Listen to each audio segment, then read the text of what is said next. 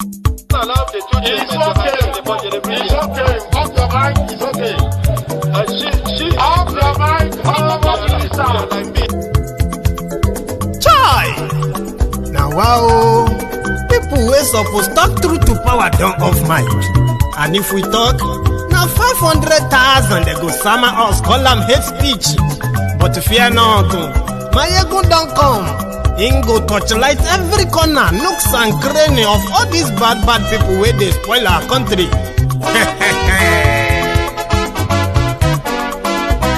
So my people make we laugh, oh, yo, yo.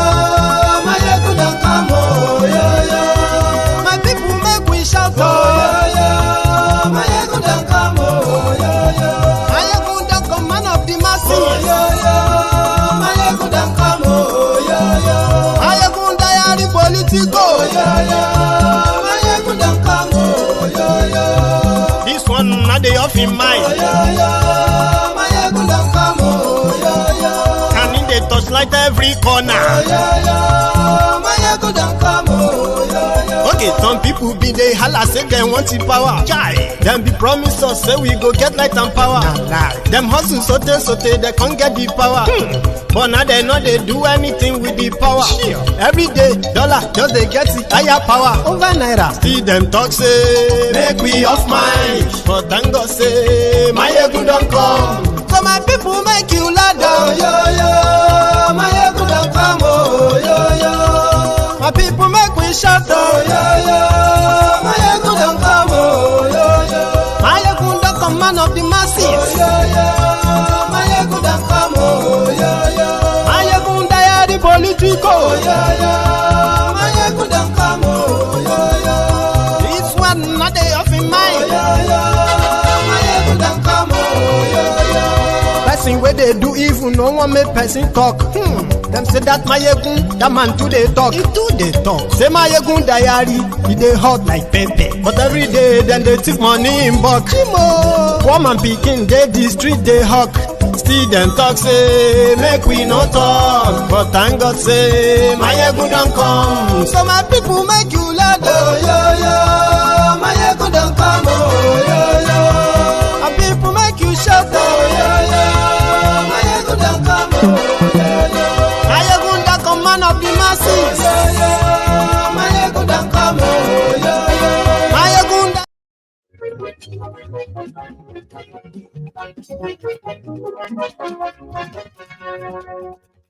Hello there.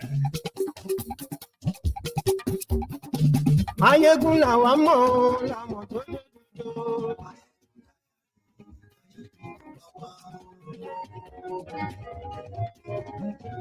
Ayekula wa mo, amo to do.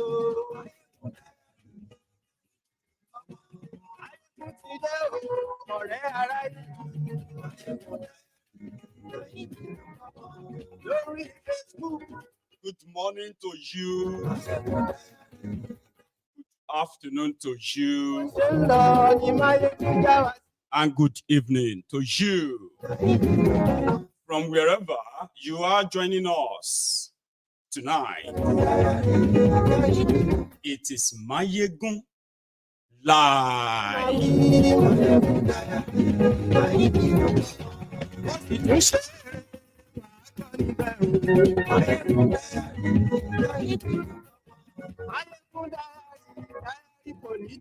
I'm so sorry that I have to start this late. I just came back from driving over 400 miles. But we need catch up, don't we? There's been so much that happened in the last 48 hours when I was away. So tag this and say, while you were away, Mayegun, I was not really away. So tell every one of them that Mayegun today.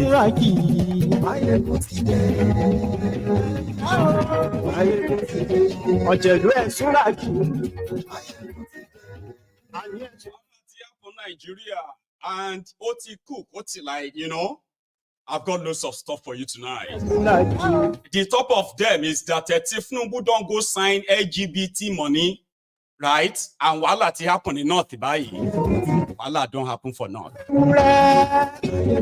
In 2014, Nigeria signed into law, good luck, Jonathan.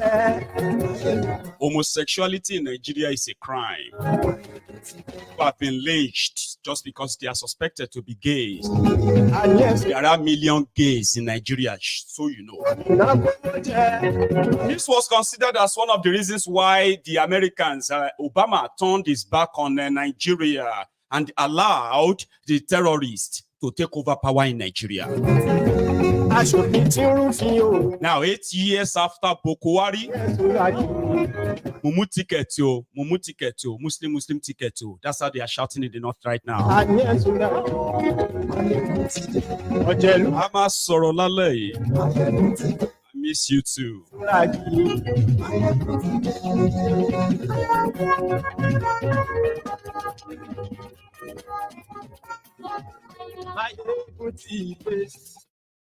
Today. So good morning to you once again. Good afternoon to you and good evening to you. From wherever you are joining us tonight, it is Mayegun, and just call this catch up. So we'll be catching up in the last 48 hours. Anyway, I was away somewhere in London, right? In the last 2 days. When the alarm of help, kilo shele now, people were sinking, drowning in their dreams, on their bed, real life. And guess what? Because the man, the Poseidon, that defended Lagos from the Atlantic Ocean is no longer in Lagos. And whatever I put there to defend the Lagos in his head is no longer working. We had to send out lifeboats to save people. Few of these catch up.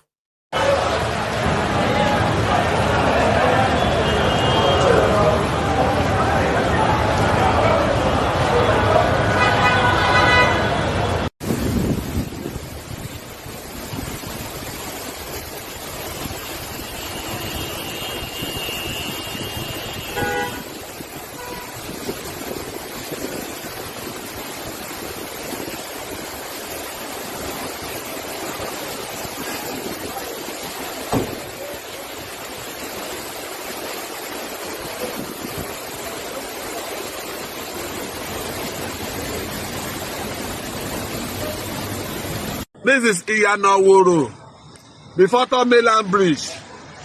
High flood, submerging all cars going to Lagos Island. All cars highly submerged inside the flood.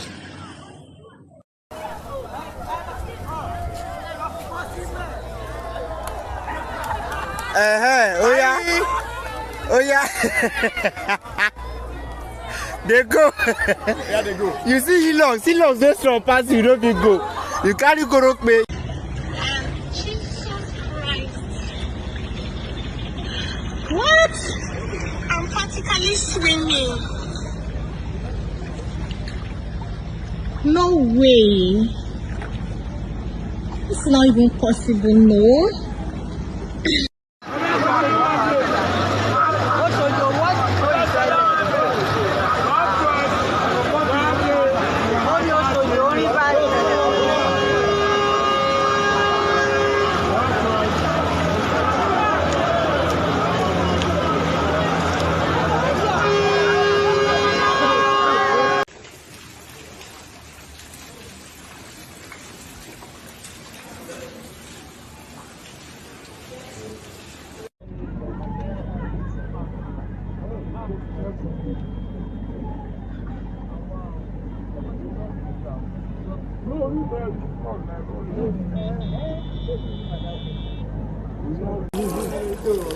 Oh my God. Jesus, yeah. Oh, she got another this side. Jesus, yeah. I don't know what's in your chairman. I swear, do you want to send you my pants? You never enter my own, no? Hey! Hey God, people are even backing themselves. Who will back me like this? How much for Hey, what is this like this God? Hey God. I bet video me made them see me like this. Wait. Oh, your phone well. Madam, see me.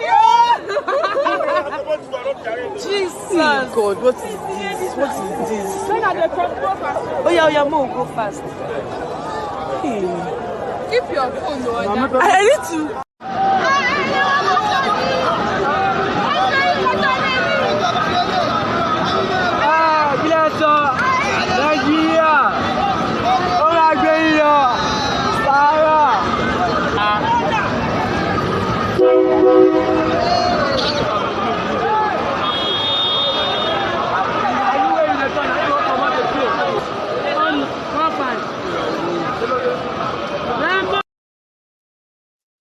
So that was all over Lagos. People are still trying to dry their furnitures, beddings.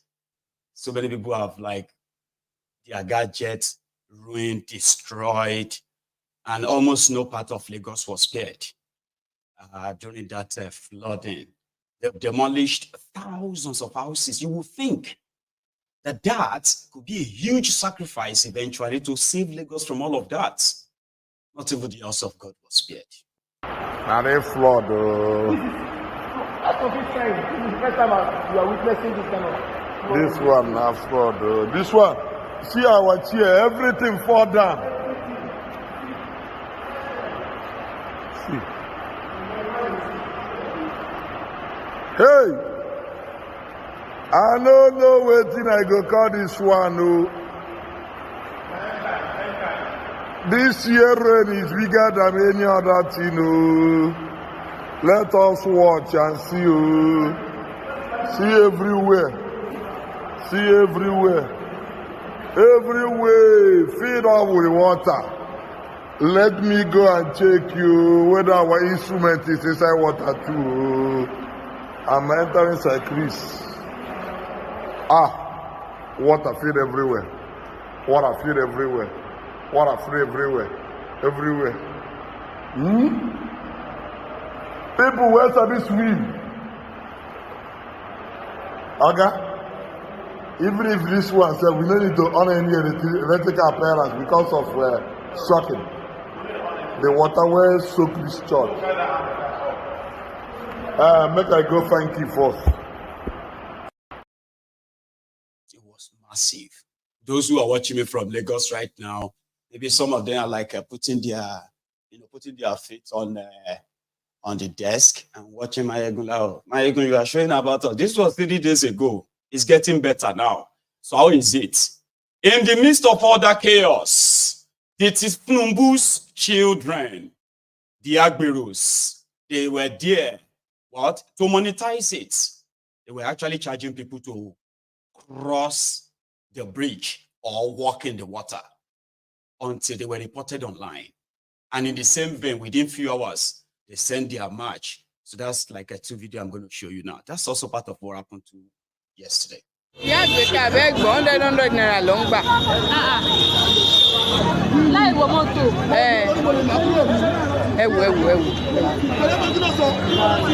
We are collecting 100 naira on each person to take this passage. This is straight fare under bridge. Straight fare 100 under bridge. Pay 100 naira before you can take the passage. And we have presidents in this country. We have President Tinubu. Look at their faces.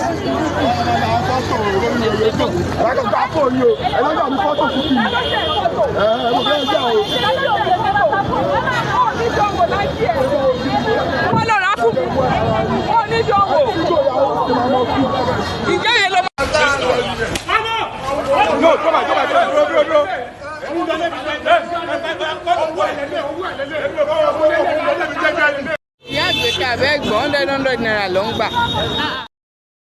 So they caught them.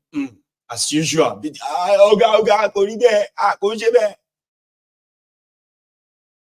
Well, from the other news, just while I was like, tucked away, right? I wasn't away. So I saw the sudden change in the attitude of the Eastern politicians, the Igbo politicians, concerning this illegal detention of Mazi Nnamdi Kanu. Now somehow, I don't know, maybe they heard us. They called a meeting. And in that meeting, they kind of feel like Mazi Nnamdi Kanu will be instrumental to the peace or to the peace process that they are trying to embark upon in Eastern Nigeria. And this time, they are ready to throw anything into it for his freedom. And from the grapevine, yeah, that's exactly what should have been done a while back. Okay, I don't know what is prompting them now, but from what I have, what I have gathered, right, it is expected before the end of this month or next month in August, if they are whatever they are pushing with Tinubu works out.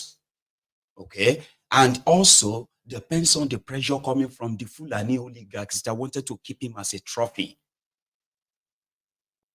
Nnamdi Kanu can be out before the end of this month. You know, depends on where the pendulum swing between them, because it's obvious, right, that they can't really have anything to try him with.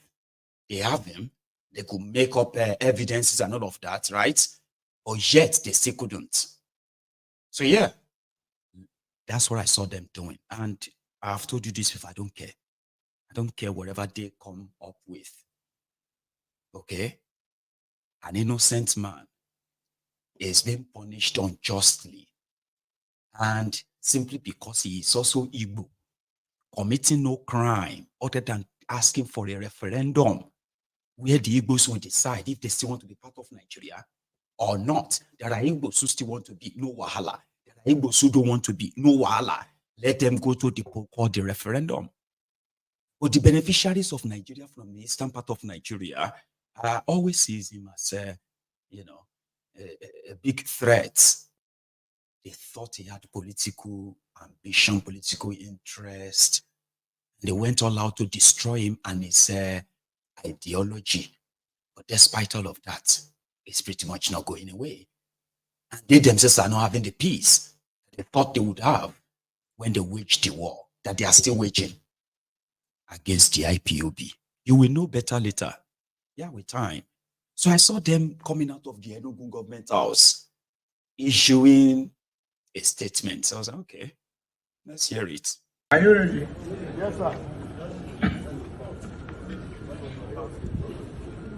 A communique issued today, 2nd July 2024, by the Southeast Governors Forum.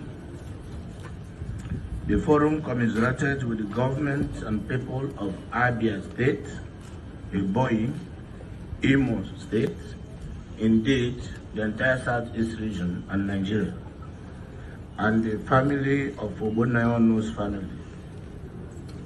The people of Ogbonnayanu's family on the demise of His Excellency Dr. Ogbonnaya.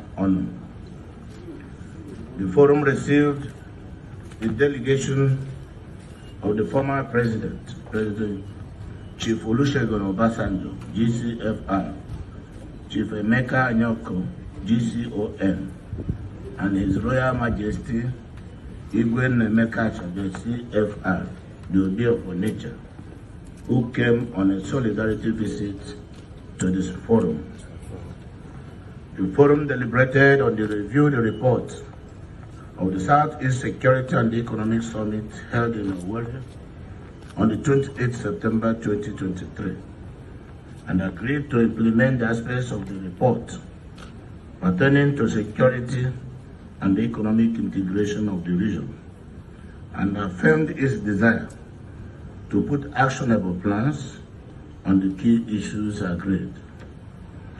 The forum resolved to visit Mr. President to discuss the pressing issues, all pressing issues concerning the Southeast region. The forum also deliberated and resolved to interface with the federal government to secure the release of Mazi Nnamdi Kanu, and the meeting adjourned whenever. Thank you. Signed, His Excellency the Governor of Imo State, Senator Hope Uzodimma CON.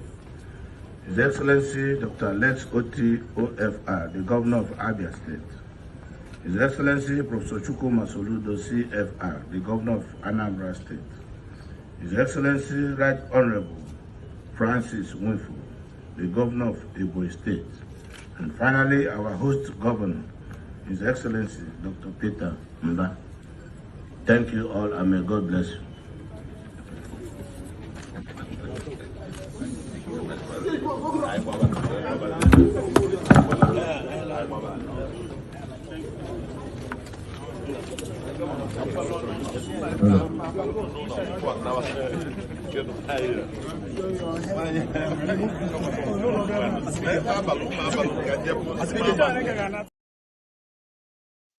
They conspired. Listen to this. When they negotiated this release in 2019 or thereabout, was it? No, I think it was 2017.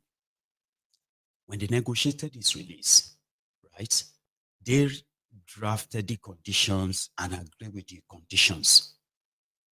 And the condition was that it must not be seen in the midst of more than 5 people. He should never speak to the press, and he must never use the radio Biafra. So they agreed that among themselves. And the following day, they signed a paper to say they are their sureties, and they presented it to a judge who released him on bail. Now, he now went on to go and meet with the Southeast governors of that time. Devulumayi of Ebonyi. I can't remember all their names right now. Oguanyi of Enugu. I remember Oguanyi of Enugu. What's that? Ikweazu of Abia was there. This Oples Uzodingba was there. Who else was there at the time? Like, and then Unwabueze, the man is dead now.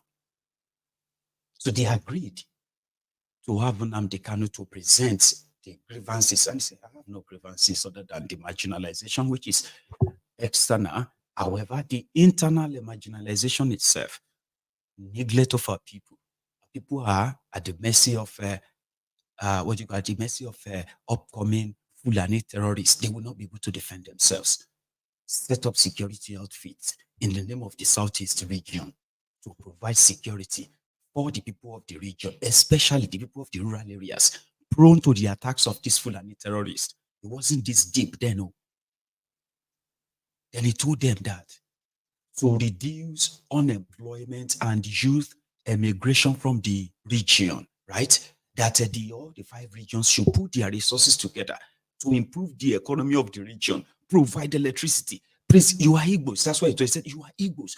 You could do all these things if you wanted them, without having to use excuses of Nigeria. You could have the best road and all of that, they said. He listed the level stuff, right? And all of them, none of them said anything about him, what he wanted, not even for the IPOB. Because to him, IPOB means indigenous people of Biafra. It's not a nickname, it's not an acronym. It's a full-fledged full name, identity. Indigenous peoples of Biafra. So if I'm going to ask for anything, I will want you to please protect them. You know? So after that meeting, they just called Boko Haram that take him out. And that was why they attempted to kill him. And they said he jumped bail. Right? The next thing, Devulumayi and the rest of them, they said they were putting together their own security outfits. The moment Mazi Nnamdi Kanu from exile mobilized young people inside that in the Igbo land. He mobilized all of them. Volunteers. I had the videos here for some time. volunteers, and they uploaded the video. These are the Eastern Security Network. The same template it gave to these people who have the political power to actually do it. Even if Nigeria won't run mad, may they run mad, but do it for the sake of your people. They won't. They send soldiers to kill him. He managed to escape from those killers. Then the next thing, the Igbo governors, they came together, they proscribed IPOB. Okay, some of you have forgotten. It wasn't Bukwari that first proscribed IPOB. It was these Igbo governors that came out and called IPOB a terrorist organization. They now started their own security. They call it Ebubeagu. Ebubeagu, where they have torture houses across Igbo land. Torture houses where they will pick anyone they know that, okay, if I say this one has somebody, I mean, we know that he's a member of IPOB, he supports and follows Nnamdi Kanu. They will pick them, kill them, torture some of them. Some of them, their organs taken. All the horrible things. Ebubeagu, they were supposed to go and protect the farmers from the Fulani terrorists. They were all over the place, hunting down. They said they were looking for IPOB. How can you put a security together to hunt your own people? They called in the military. They militarized the eastern part of Nigeria to intimidate every young person that might be listening to Nnamdi Kanu. They criminalize it. Now they will say, you're IPOB. Oh, you are, it's because of these rogues. Now, all of that didn't work. So they kidnapped him. That worked with the help of Uhuru Kenyatta of Kenya, who is now parading himself all over Nigeria as one of the elder statesmen of Africa, the friend of a good-luck Igbereju Lantern. So they kidnapped him, took him to Nigeria, drugged him, took him to Nigeria, tortured him, beat him, and all of that. 3 years after, still unbroken. Now they are like, you know what, I think some of us, if things goes on like this, so many of those people who are attacking people in the eastern Nigeria are using his name, saying as long as he remains in that place, they are doing everything in his name, blah, blah, blah. So these politicians are now coming together to say, okay, yeah, we must get him out. I don't care how they do it. Get him out. We'll deal with the rest after. Whatever condition of that nonsense they always put together, right? The Nnamdi Kanu I have known for a while. Just let him out and watch. So here is Abaribe, one of those who volunteered as guarantors for Mazi Nnamdi Kanu's bail the last time. He has something to say. All of them right now, like, they are all over the place to try and see if Tinubu will just use Nnamdi Kanu to shut the North up. Or with this SAMOA deal, $150 billion LGBTQ plus, I'm coming back to that. Abaribe. Go beyond this. You can come back and listen. No, I think it's beyond. Let's come back. Let's go. Let's go back. Are you okay?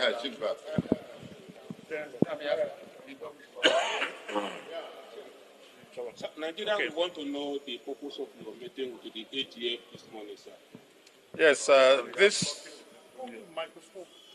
this is the members of the Southeast Senate caucus, and we are here to see the Attorney General of the Federation and Minister of Justice on a very, very important matter to the people of the Southeast. It's the matter concerning Mazi Nnamdi Kanu and the continued legal wranglings concerning his incarceration. The Southeast Senate caucus, just like the rest of the members of the Southeast, put the business leaders, the clergy, the political people, and everybody in the Southeast are all very worried about it, knowing that that has been the fulcrum, I would say, for what is going on in the Southeast regarding the insecurity. All the criminals and all the people going around causing mayhem in the Southeast have all said that it is because Mazi Nnamdi Kanu is being held. We know that this is not the truth. It's just that we have gotten to the point where people are now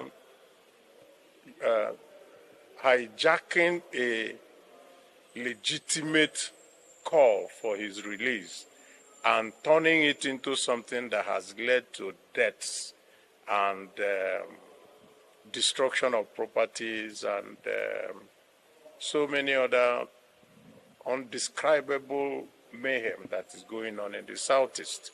And so we came to meet with the Minister of Justice and Attorney General because we know that at the end of the day, everything that happens in the political, in the legal scheme will eventually come to his office.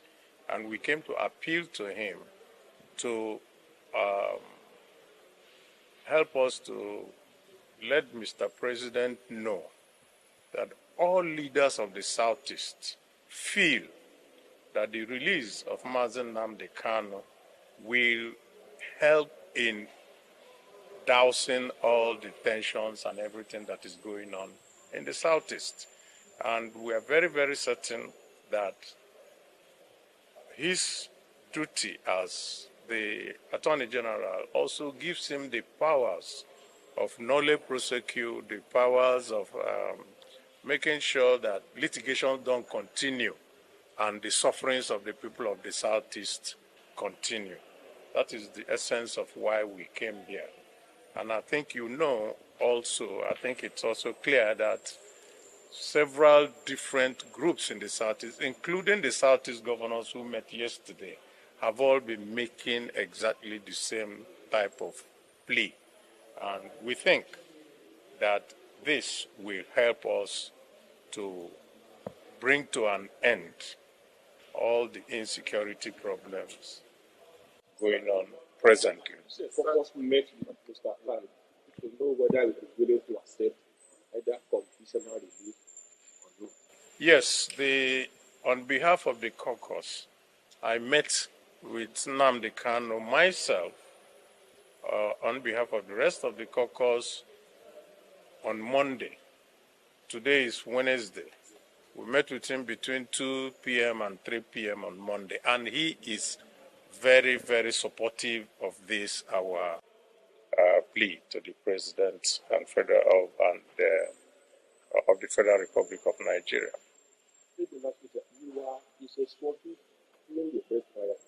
Yes.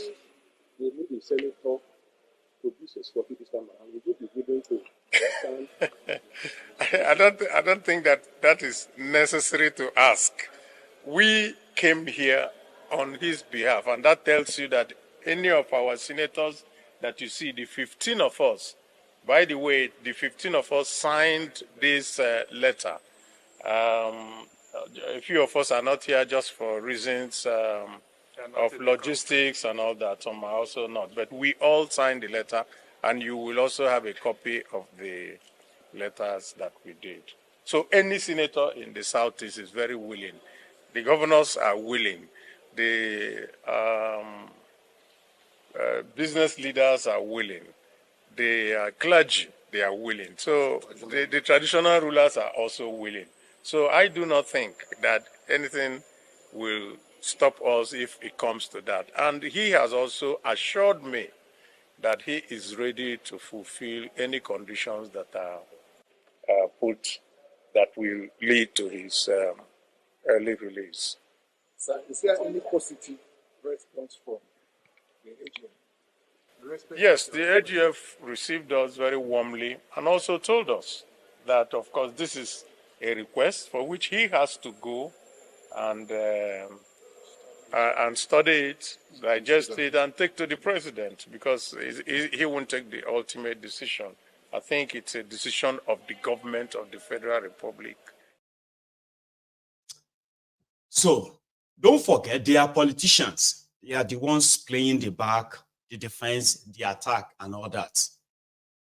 So somebody was trying to take it on me. Niger watchdog. Alaye. you know how many information I had to kind of release offhand, just like that. So if there's a slip that says, oh, the Southeast governor, you can see I was actually trying to kind of even remember all their past governors who were part of the prescription of IPOB.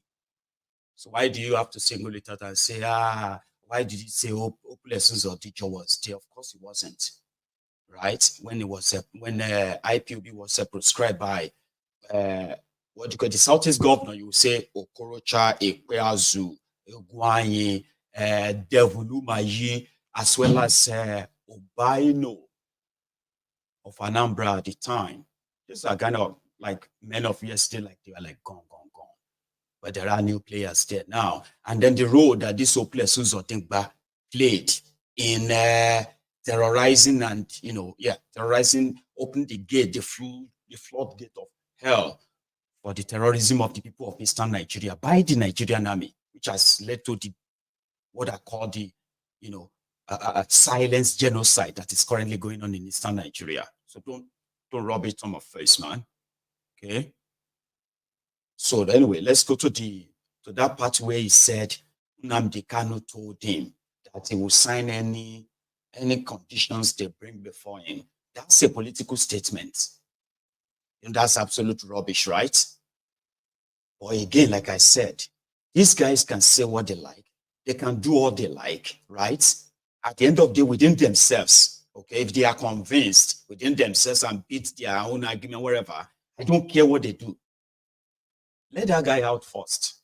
That's when all of us will now begin to kind of like, so what is going to happen now? Let him out first. Because there are so many things that is so wrong with this. Do you understand? There's so many things wrong. However, him being alive and healthy is so valuable. So that's same a valid cause of his. For this good for nothing career criminals to just kill him for nothing. So that's my no. I'm not talking about others. So here you get. It's talking about criminality in Eastern Nigeria. Criminality in Eastern Nigeria. It's unknown. What is unknown gunmen? You are having insecurity in a place that is the most militarized region in Nigeria. That is not where the Boko Haram, ISWAP, ISIS, at the Fulani terrorist are. But yet is this the most militarized region of Nigeria, southeast of Nigeria. Unknown gunmen. Until they caught these 1, 2, 3, 4, 5 criminals. They were policemen who were also kidnappers in Anambra. But guess what? If Fulani doesn't kidnap people, they are soldiers, they are policemen, they are kidnappers with guns. That's how corrupt and how rigged the entire system is in that place. So they caught these guys. They were policemen, ladies and gentlemen. Olopa. Gun, different type of gun, including service pistols. We know what we use. All those guns. Pistol. Is this a police pistol? Is this a police pistol? You book the pistol. Okay. What's your name? John who? You are from where? Where in Enugu State? What is your work? Driver. Where in Utuwale? Okay. What's your mission to this place? Huh? No, we're back to Rigoshi. At Rigoshi.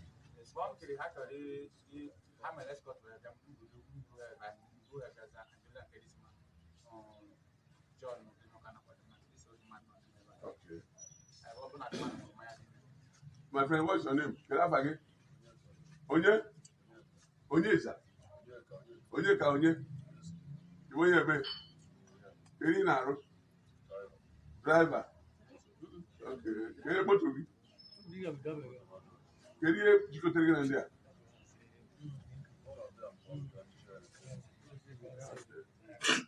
Can you get part of it? I know ever. So they are not complete. I do let me give me the 5. Okay? And that one will deal with Kenyan ammunition.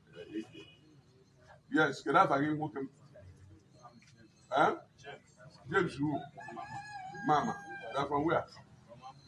Amushu. What do you do for a living? Police officer attached to where? Obosi. What is your mission?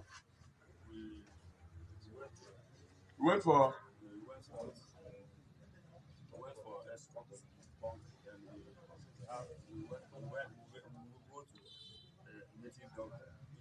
well, this army uniform. Why do you carry it so that when you see army, you change to army? What do you use the army uniform for? I'm not aware of that. You are not aware? Yes, I don't even know that. You must be aware now. All this gone. Where did you book it from? From office. From office. This place where I book up.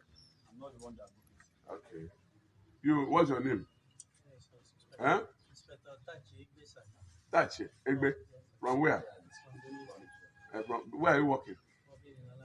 Where in Anambra State? What is your mission to this place? Where the bunkering when escort day? Where is the bunkering day? They have gone. 5 of you. Where is the 5th person? The 5th person, the person that escort you people, you say people are 5. He have gone. What is his name? What is the name? What is the name?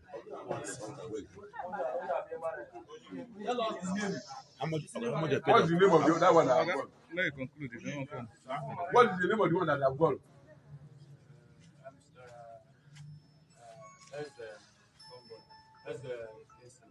The policeman too? Stop that. Where has he gone to? Hey, stop it now. Stop it.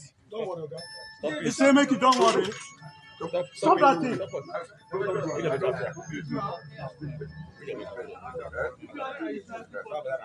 Now, look at it. This army uniform. This army uniform. What do you people use army uniform for? What do you use it for? Wait, normally.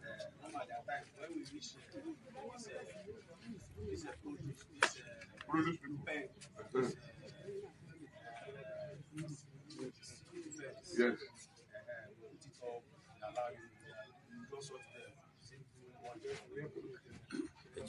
5 of you specialize in illegal duties and robbery and kidnapping.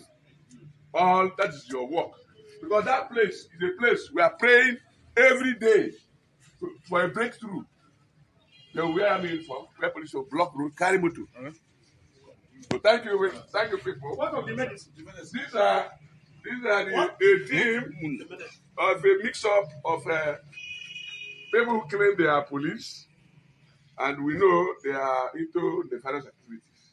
Arrested early this morning by a combined team of Nigerian police and the neighborhood watch, Amala Agashi, who kept vigil to ensure that the job will be a success.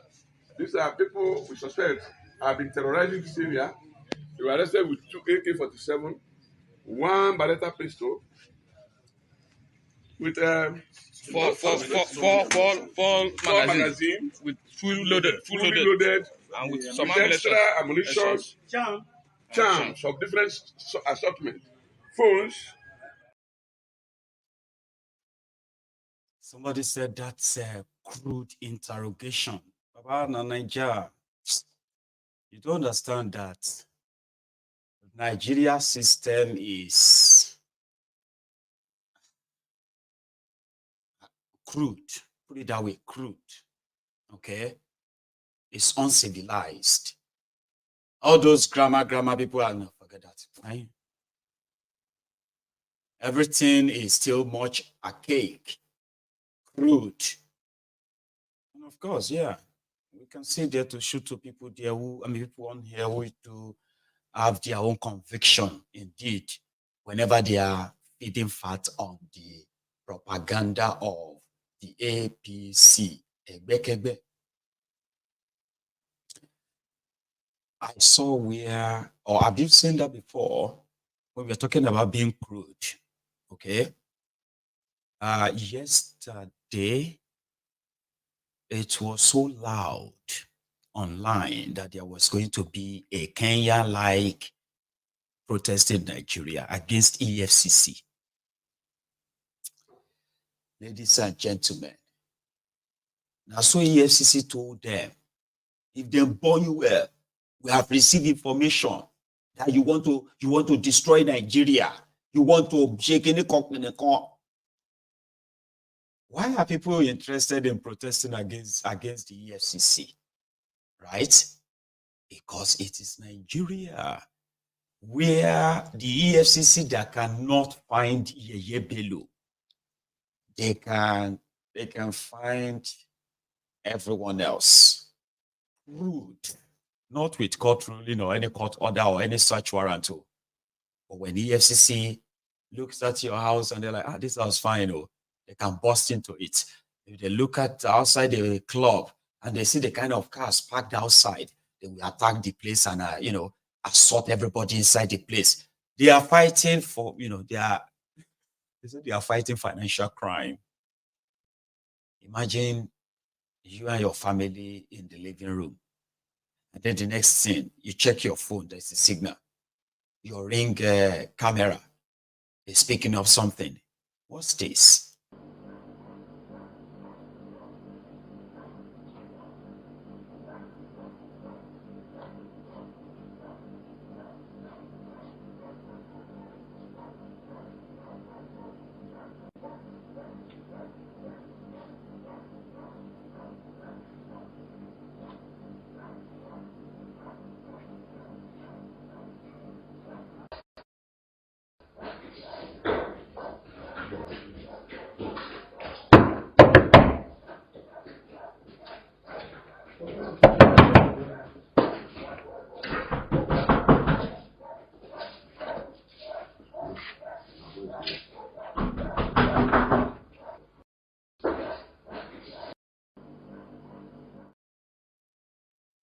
Did you not see that video of an hotel in Ogba that they broke into and slapped the lady?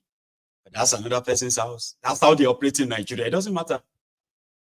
They will jump the fence, break if you have an electric fence.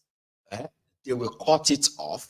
They will jump the fence. They will cut your lock from inside, open your gate open, and then they will drive in. As they are driving in, right, they are manning every corner of your house. And at the end of the day, they will just say, oh, sorry, people receiving an information.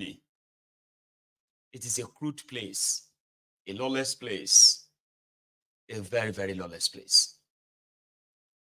Talking about law, Nigeria signed, or Goodluck Egbere Jonathan signed a bill into law in 2014. And that bill was that anything that has to do with homosexuality in Nigeria is a crime that can see you go to jail for 14 years. Now, they didn't take that well in the West because your sexuality is considered as a human right too. It's your right. What you do with your body and all that is your right. But that's not the same feeling in Africa, most of Africa, yeah? In Nigeria, it's even much like disdain. So gays, lesbians, crosses, LGBTQ plus, and all of them, they would rather just kind of like practice it in secret. I'm telling you this is the reality because it's considered, how can you keep waiting, that kind of feeling, right? So the West believed that Goodluck Egbere Jonathan crossed the line for signing that into law in Nigeria. To them, that means you are persecuting homosexuals. We are not going to give you our money. We're not going to give you this. We're not going to give you that, right? And they stopped Nigeria from getting weapons and all of that. It was like the icing on the cake or the nail on the coffin for Goodluck Egbere Jonathan's government. But last month, Tinubu and his gang, they went to Brussels in Belgium and they signed an EU Samoa Plus deal of $150 billion. That $150 billion, they are not giving it to Nigeria. Because I don't even, listen, EU has a body, okay, that they are funding. That body is called Samoa. I don't know the full meaning, don't ask me, okay, right, Samoa. Now, inside that group, they have 79 countries, okay? Now, these 79 countries, right? You see, that Samoa deal is like a pact that says if you join, you will support human rights, you will support democracy, you will support rule of law.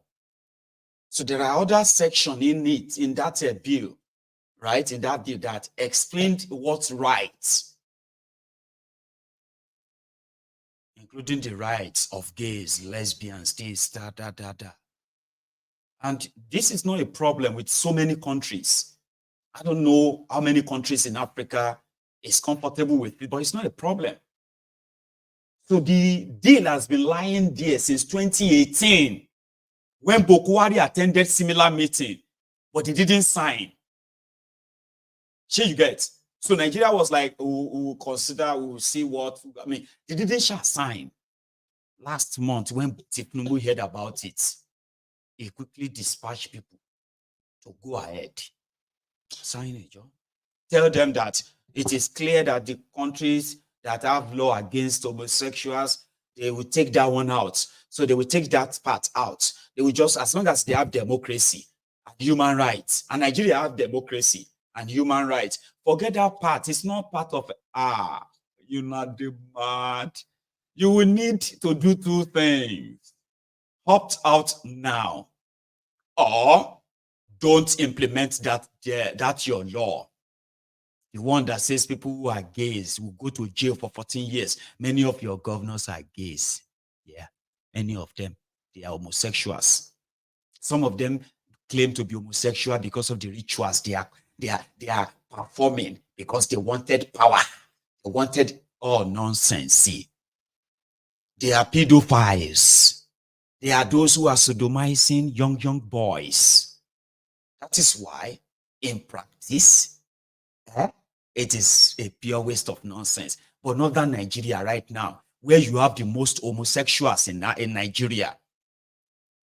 How did I know that? How do you know that it's northern Nigeria that has many homosexuals? Okay. Here, you have the highest rate of rape coming from northern Nigeria. Guess who are mostly who are mostly the victims of rape? Boys. Go and ask. Boys. Not just, I'm not trying to underplay the other rapes of women. No. I'm just saying, if you check the number of young boys being raped, sodomized in northern Nigeria,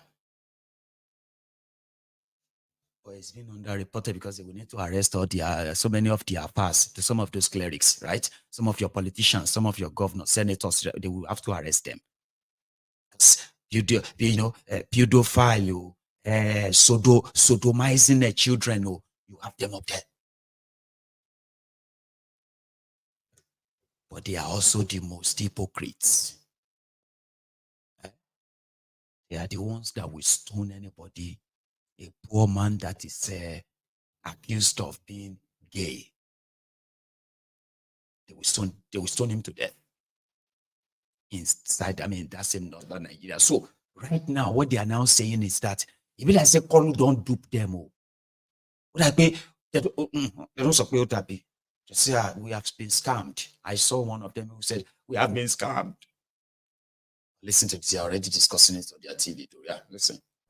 Representatives of the civil society of Nigeria have expressed their displeasure over the agreement between the European Union and the countries of African, Caribbean and Pacific group of states known as EU-ACP agreement to be signed on November the 15th. Chairman of the Human Rights Committee, Sonny Ekwosi, pointed out the consequences of nodding to such agreement, stating that it includes abrasive provisions that are unaligned with the philosophical, communal and religious values of Nigeria and its people. He added that the adoption of this agreement is a subtle inclusion of LGBTQ into Nigerian reality. He cited that the treaty gives no place to parliamentarians to thoroughly examine the treaty. 2 weeks ago, to hear that they are going to sign this agreement on the 15th of November 2023. And we are wondering what has happened. People who agreed, including Nigerian ministers and Nigerian parliamentarians who were there, they said they were not going to sign. Now they have agreed to sign on the 15th of November, which is a few days from now. And we are saying, look, this cannot go because LGBT is illegal in Nigeria. There is what is called Sex Prohibition Act 2014, which was enacted during the government of administration of Jonathan. And that law is still there. Why should we not go ahead and sign a document that has to do with promotion of LGBT? It's completely unacceptable. And we should not sign. Nigeria should say no. Namibia has. So Nigeria don't sign, sir. But Koolu is now still, people know the content of that treaty. Okay. But by your Onofunuga, so many other people, they have tried to explain to you, no, that section is not for Nigeria. The treaty is no more powerful than Deni. See how they bobo demo. I want with you. EU will give $150 billion to almost 80 countries. I think it's 89. No, 80. Let's say 80. Excuse me. So you see that 150 billion. So they will share it among 80 or so countries for the next 10 years. Now, 8, so you get that? Oh, let's give Nigeria 200 million euro. Okay, to support women healthcare.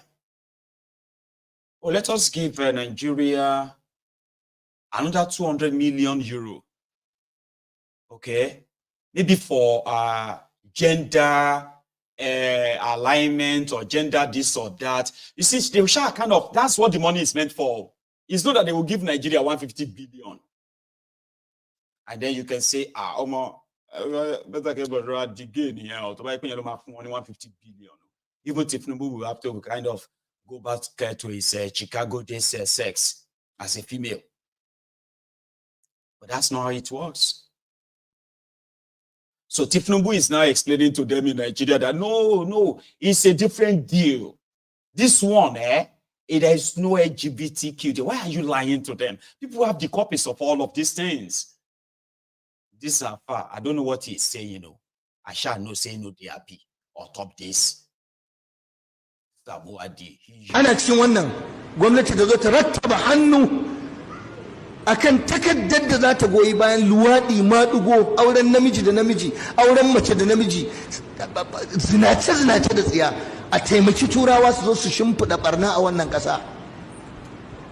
Wanda ƙasashenmu, duk ƙasashenmu na Afirka gaba ɗaya, galibin su sun ce ba za su yadda da wannan ba, amma Najeriya ta rattaba hannu ba da izininmu ba da yadda mu ba. Ina demokaradiyyar take?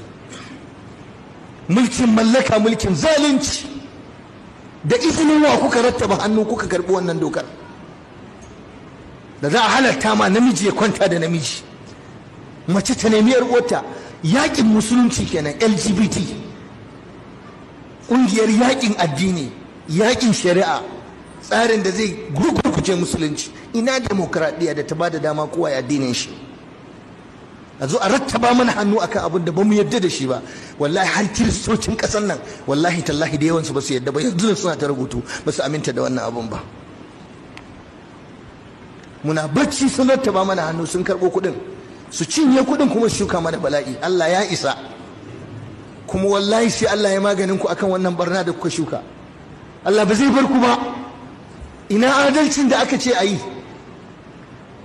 Ya kamata a ce yanzu ɗan Najeriya rarrashinsa za a yi, ba wai a yi masa abin da zai jefa cikin bagin ciki da cikin bala'i ba.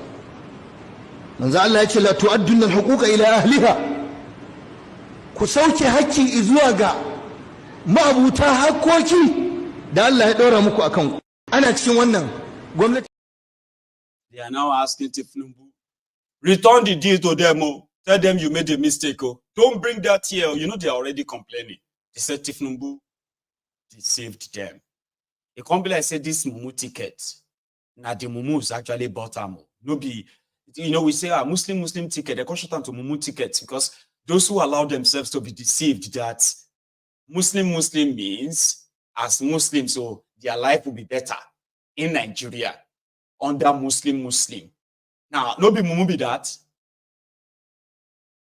No be mumu be that. You would supported a drug baron, a drug dealer, a terrorist. You supported them because they say they are Muslim. They say one Muslim is good, two Muslim is better. Anybody that doesn't support a Muslim ticket is promoting religious intolerance. People will push Muslim ticket. They accuse other people, say they were spreading religious hatred. They are using religion to want to. They said, see, oh, mommy, really real. They said if others want to use religion to win election. When they're actually telling you that if you are in northern Nigeria, if you are a Christian, don't bother coming out or we'll kill you. This is the Muslim. Don't work against Muslim ticket. Now they don't feel like say they be mumu. They say they have been scammed. I won't really be scammed. Man, why don't we just go to Kenya a little bit, right? Some more Kenyans have been winning. Oh, I need to give you updates, okay? How many of you remember this guy? That's where I'm going to start from. Ruto versus others, right? Or do you remember this guy inside their courtroom, day 1 or 2, when their protest started? He was arrested by their police and they took him straight to the court for protesting bad governance before Gen Z escalated it. Do you remember him? Or you forgotten him? I hope not. I haven't. Gen Z with others from before court declared disturbance in a manner likely to cause a breach of peace by yelling, shouting, and attempt to disrupt the photo shooting session by the Cabinet Secretary, National Treasury, and Economic Planning and his delegates. Is it true or not true? Julius, is it true or not true? Okay, I don't want to betray my concerns. Your Honor. Can you respond first to what you're doing? Is it true or not true? You'll be given time. It's true. And as I said, I don't want to betray my concerns. I'm ready to do anything to see change in this country. I'm ready to die for freedom. I'm ready to die for justice. I'm ready to die for equality. We cannot continue living as slaves in our own country. It's the land of our fathers, the land where our fathers bled and died to free this nation from the shackles of colonialism. Colonialism never really ended in this country. Even in this court, they use colonial penal codes, colonial laws. That is why I cannot get justice in a court of law. I want to speak myself. I realize that there comes an existential moment in time when you must speak for yourself. Nobody else can do it for you. I am tired. I'm so sick and tired of living as a slave in my own country. And I'll say these a lot of times, many times, and I'm going to do so many things, so many actions to bring change into this country. We cannot continue to be ruled like this, being ruled by sick people, by mad people, by liars and thieves and criminals. These are the people who are in power in Kenya, in Africa. That is the situation we are living in. That is kind of life we are living in. That's why people are dying and nobody cares. Poor people are suffering, nobody cares. So I don't know what's the role of the government. I don't know. I want to know today, what's the role of the government? To protect the people or to kill the people? Or to make the people suffer? I think we have failed our people. The government has failed, everybody has failed. We have also failed ourselves. I don't know, my concerns will not allow me to keep silent. And at any time, at any moment. I don't know whether this is going to come up anywhere, but We must have this debate. We must have this conversation. We cannot continue living in fear. I see a lot of fear in this country, a lot of fear in the courts. Just yesterday, we saw a magistrate who was shot by a police officer. I want to speak, my dear friends. I want to speak because when you try to tell me to keep silent, my heart is burning. You know, it's burning because of this country. Because for 60 years, we have been living like we are not human beings, like we are half human beings. We are considered like children of a lesser God. Now, this cannot continue. It cannot continue in any way. We are ruled by a minority that does not care for the interests of the majority. Politicians are lies and thieves, and they have stolen our freedom, they have stolen our minds, they have stolen our land, they have stolen our future. Politicians are established in lies and failed promises. We are victims of lies and failed promises, deferred hopes, and blasted dreams for 60 years. I don't know what will happen. I don't know whether you're going to sentence me. I'm ready to be sentenced for 100 years. But I'm going to keep speaking the truth until the day I leave this world. We cannot continue living like this. My dear friends, we must resist. Resistance is the only way for this country, for Africa. People are dying everywhere. Even in Congo, people are suffering and we are silent. I don't know. We have failed as human beings. We have completely failed as human beings. We are on a test as human beings. I don't know why we call ourselves Christians. I don't know why we call ourselves educated people, civilized people. We are not. We are not civilized at all. We are stupid. And this stupidity is taking a toll on this country. Too much toll. It's so bad. It's too bad. It's too bad. We cannot continue living like this.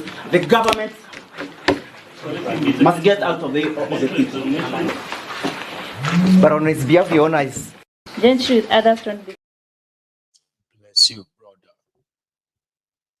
He was the first to kind of probably, I think the Gen Z had his call. We must resist and don't give up.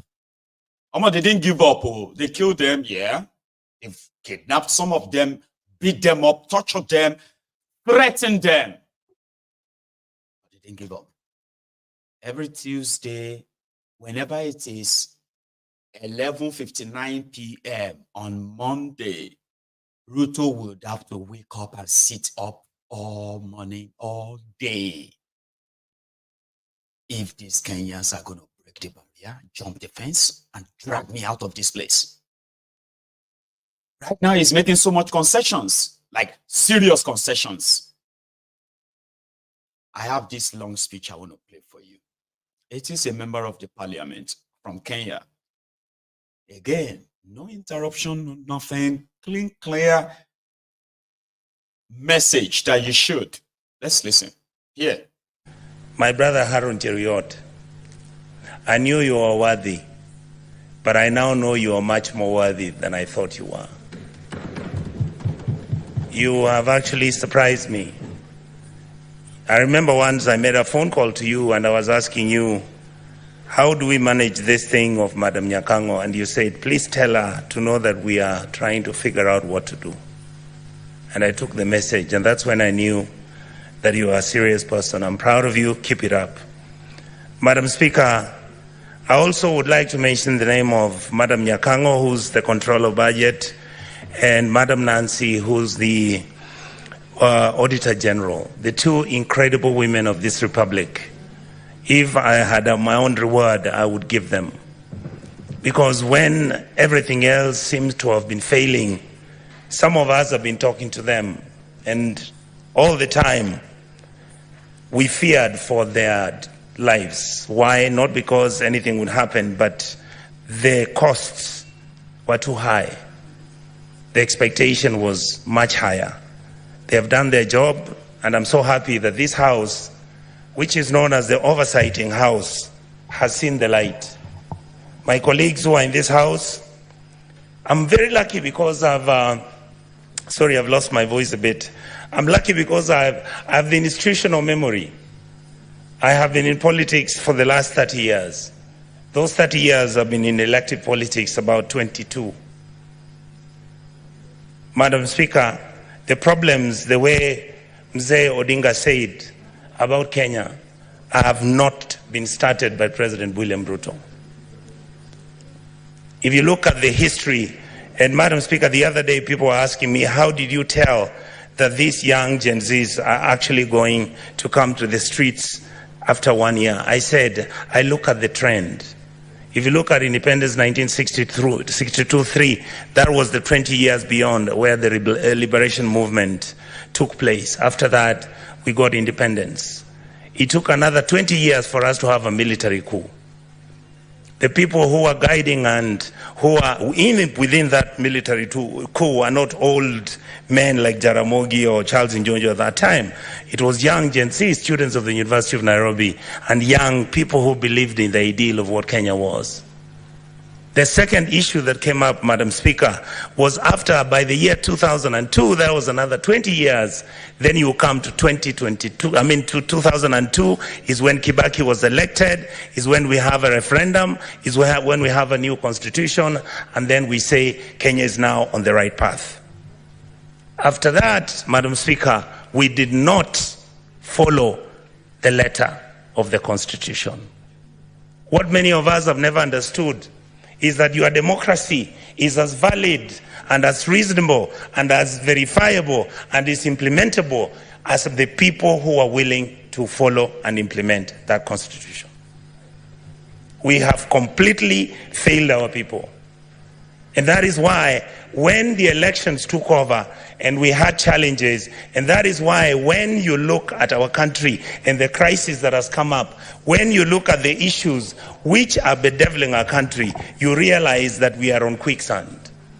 Unless you have old men and old women, people of dignity and decency, people who have got wisdom, people who are not greedy to fix this country, we will not have a country very soon. Madam Speaker, I've served as an assistant minister.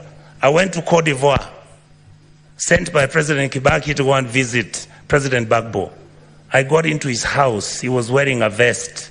That time the military was around him. He was being deposed. 2 weeks later, he went home with his wife. They were half naked. Those sins are not sins that Africa should be proud of. Madam Speaker, our country has broken down. Our country has challenges. But before I go to how, in a short notice, what we can do, I would like to ask the President, and I asked him the other day, the children who died and the children who are in the prisons, please remove them. Those who have died, I want to ask this House, the Senate, let us make sure that those children get a state funeral. Those who are not criminals, these are children who had reached a dead end. Madam Speaker, what is wrong with our country? We call it a company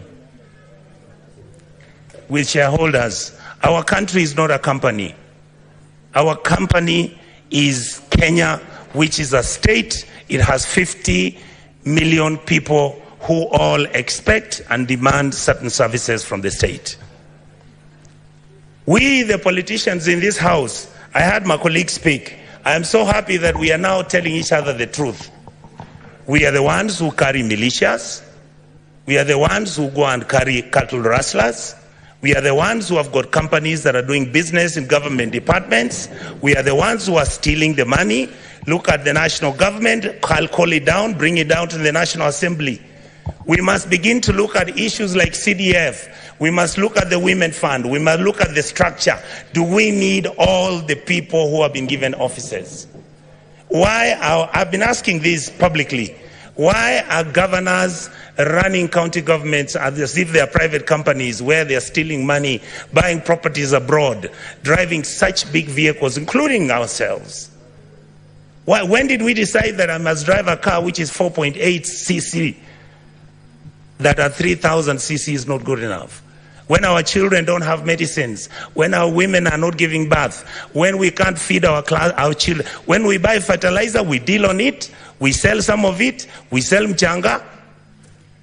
We are bringing in maize when we are supposed to be planting maize and giving farmers fertilizers and giving them funds so that we can get production and increase that, so that we create jobs for our people. It is we politicians who go and buy 2 million tons 2 million metric tons of maize, we come and sell. We bring 3 million metric tons of sugarcane. Mumias is dying. Chemelil is dying. Sony Sugar is dying. Those are factories that used to employ people. Who are the biggest dealers of investment companies in Kenya? We, the political class. What happened to Kenya Airways? Look at it now. It's smelly, filthy. It was the pride of Africa. Who runs Kenya Power? Why are we not told who are the owners of the independent power suppliers of this country? Why are we not being told who owns our national parks? But you hear money is being stolen by none other than the elite and the political class.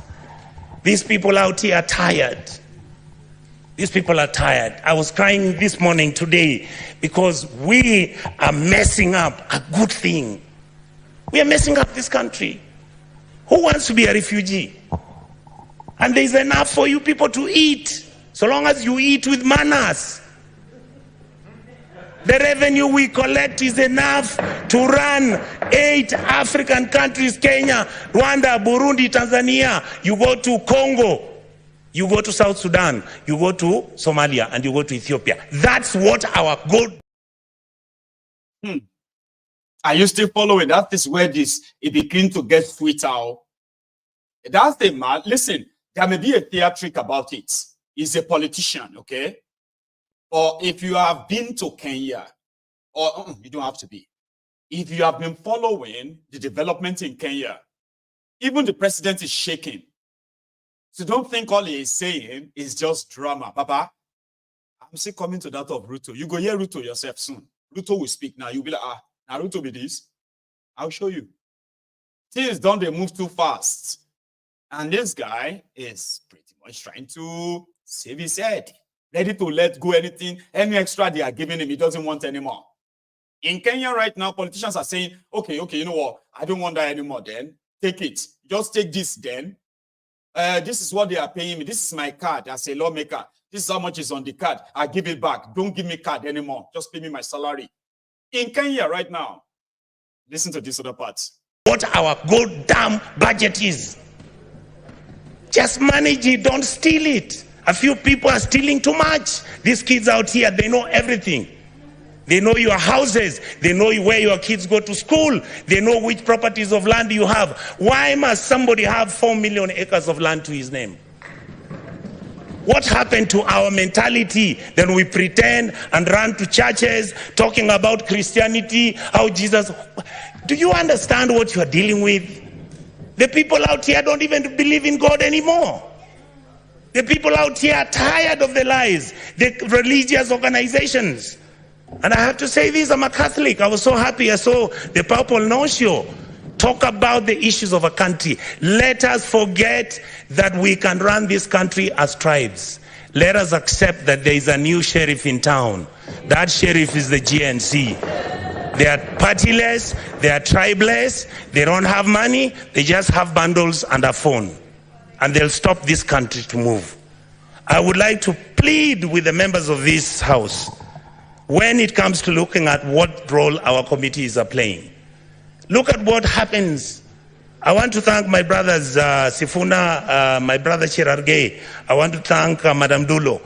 These are, many of you may not know, we've never discussed it here. How many times we've been threatened that we are raising issues about county governments losing billions. I mean, who doesn't know how many governors own apartments and houses in Kilimani Road? Each one of them owning an apartment costing 1.5 billion shillings. Why didn't the fool just go and build a hospital where he comes from? How I wish we stole the money and put it at home. Some of them are going to Dubai. People are going to America. You see on social media. I just saw somebody commenting saying that the senators got nothing to do. I want him to tell me how he bought a Bentley and is an MP. Explain to me, how does somebody, the truth is, I'm born with advantage and privilege. That is the truth. I saw my father driving a big car when I was a small boy. That is not what drives me. What drives me is, how do you get a member of parliament driving a Mercedes that costs 49 million shillings? And we are watching, and that is normal. And it is okay. And it is okay. Shame on us. Then we make sure this money doesn't go to the schools. We make sure that hospitals have no money. We start building hospitals now. We want the poor people to come to those hospitals. Poor people can't come to Nairobi Hospital. They can't come to Aga Khan. They can't. Some of them can't afford Kenyatta. You saw the other day, Kenyatta has a debt of 6.6 billion. The Eldoret Hospital, Eldoret KTRH, has a debt of 3.9 billion. When you ask, they tell you we don't know where the money went. Are we fools?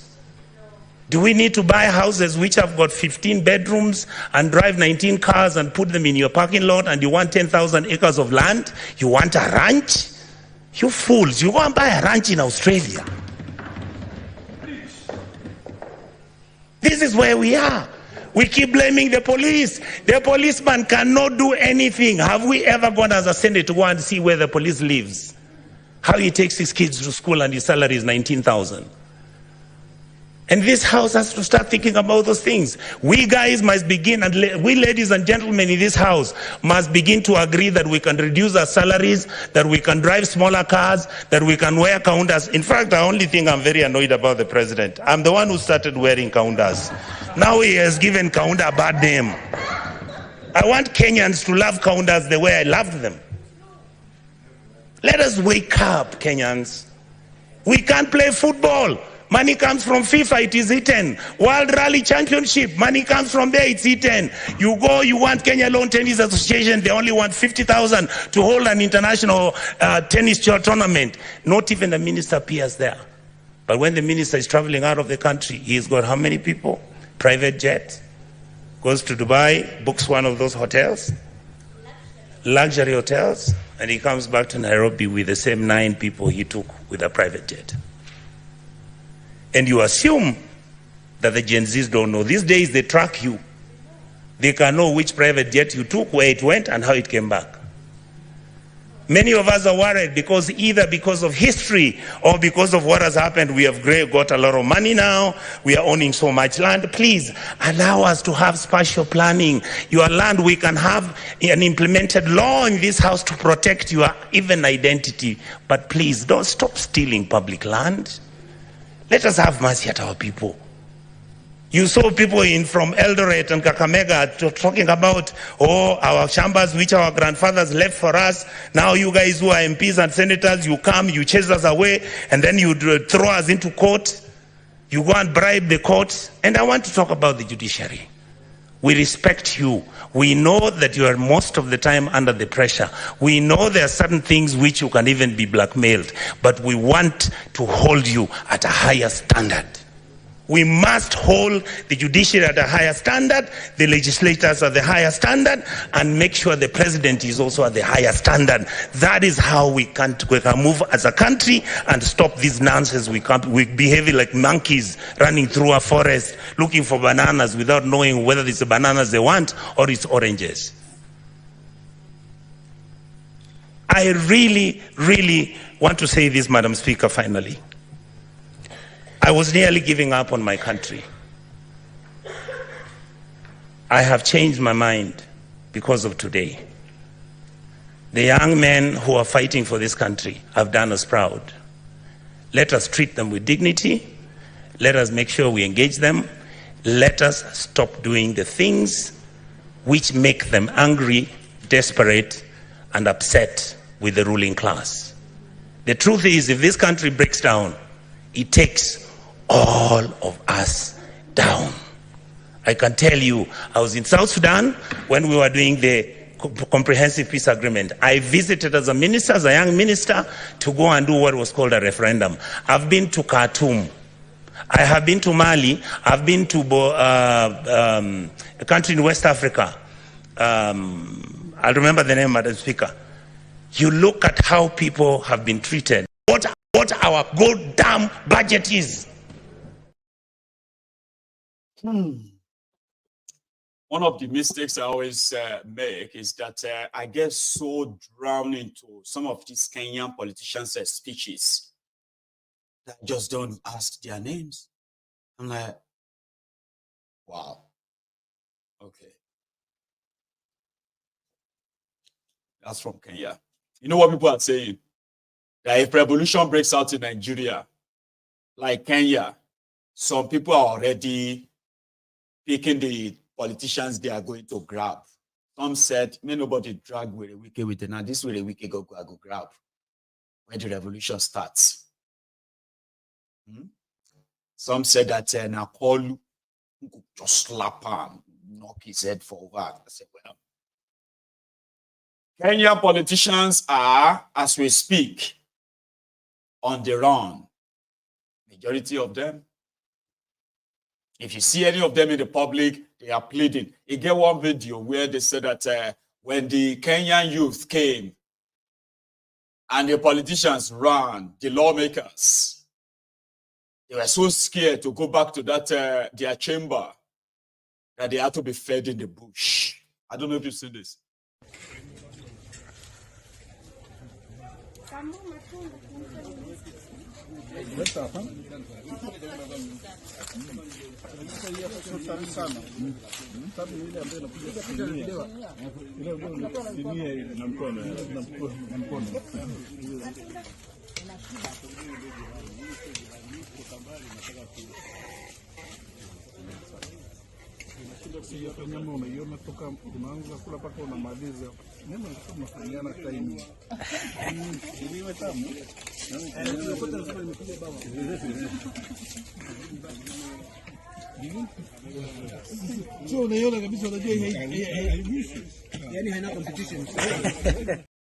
That must be a joke though, right?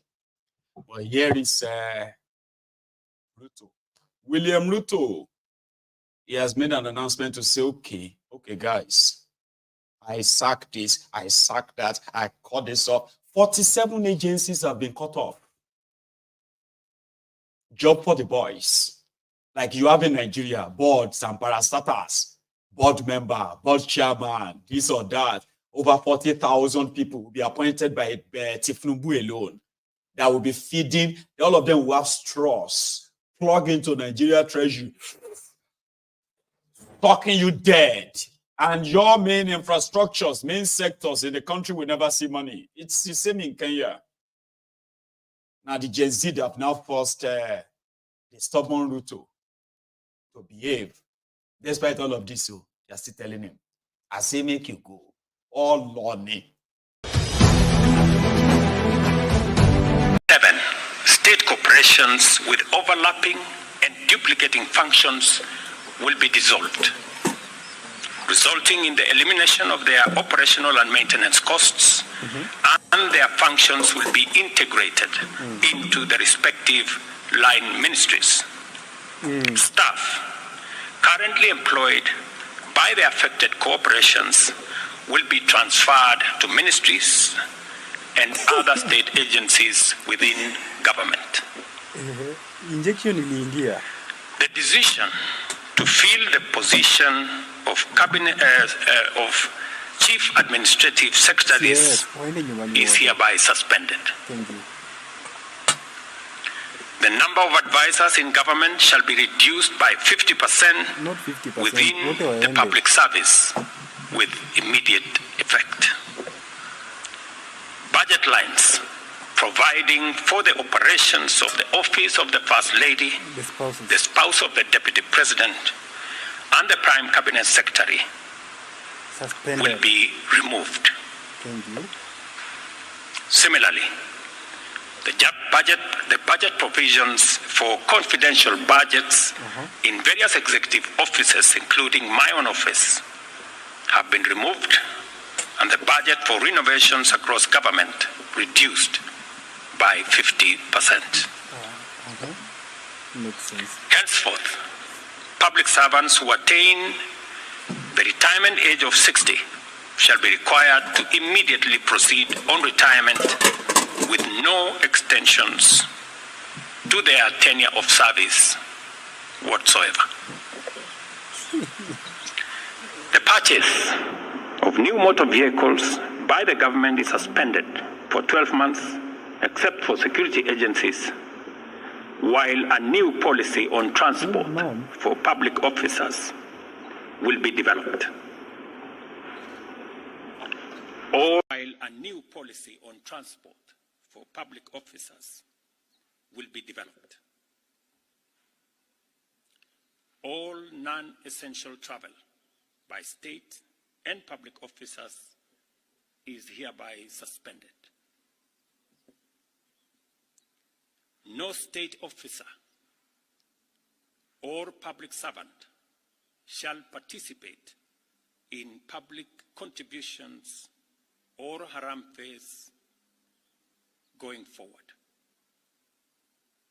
The Attorney General is hereby directed to prepare and submit legislation to this effect and develop a mechanism for structured and transparent contributions for public, charitable, and philanthropic purposes. These measures will be followed by changes in government that I will be making shortly.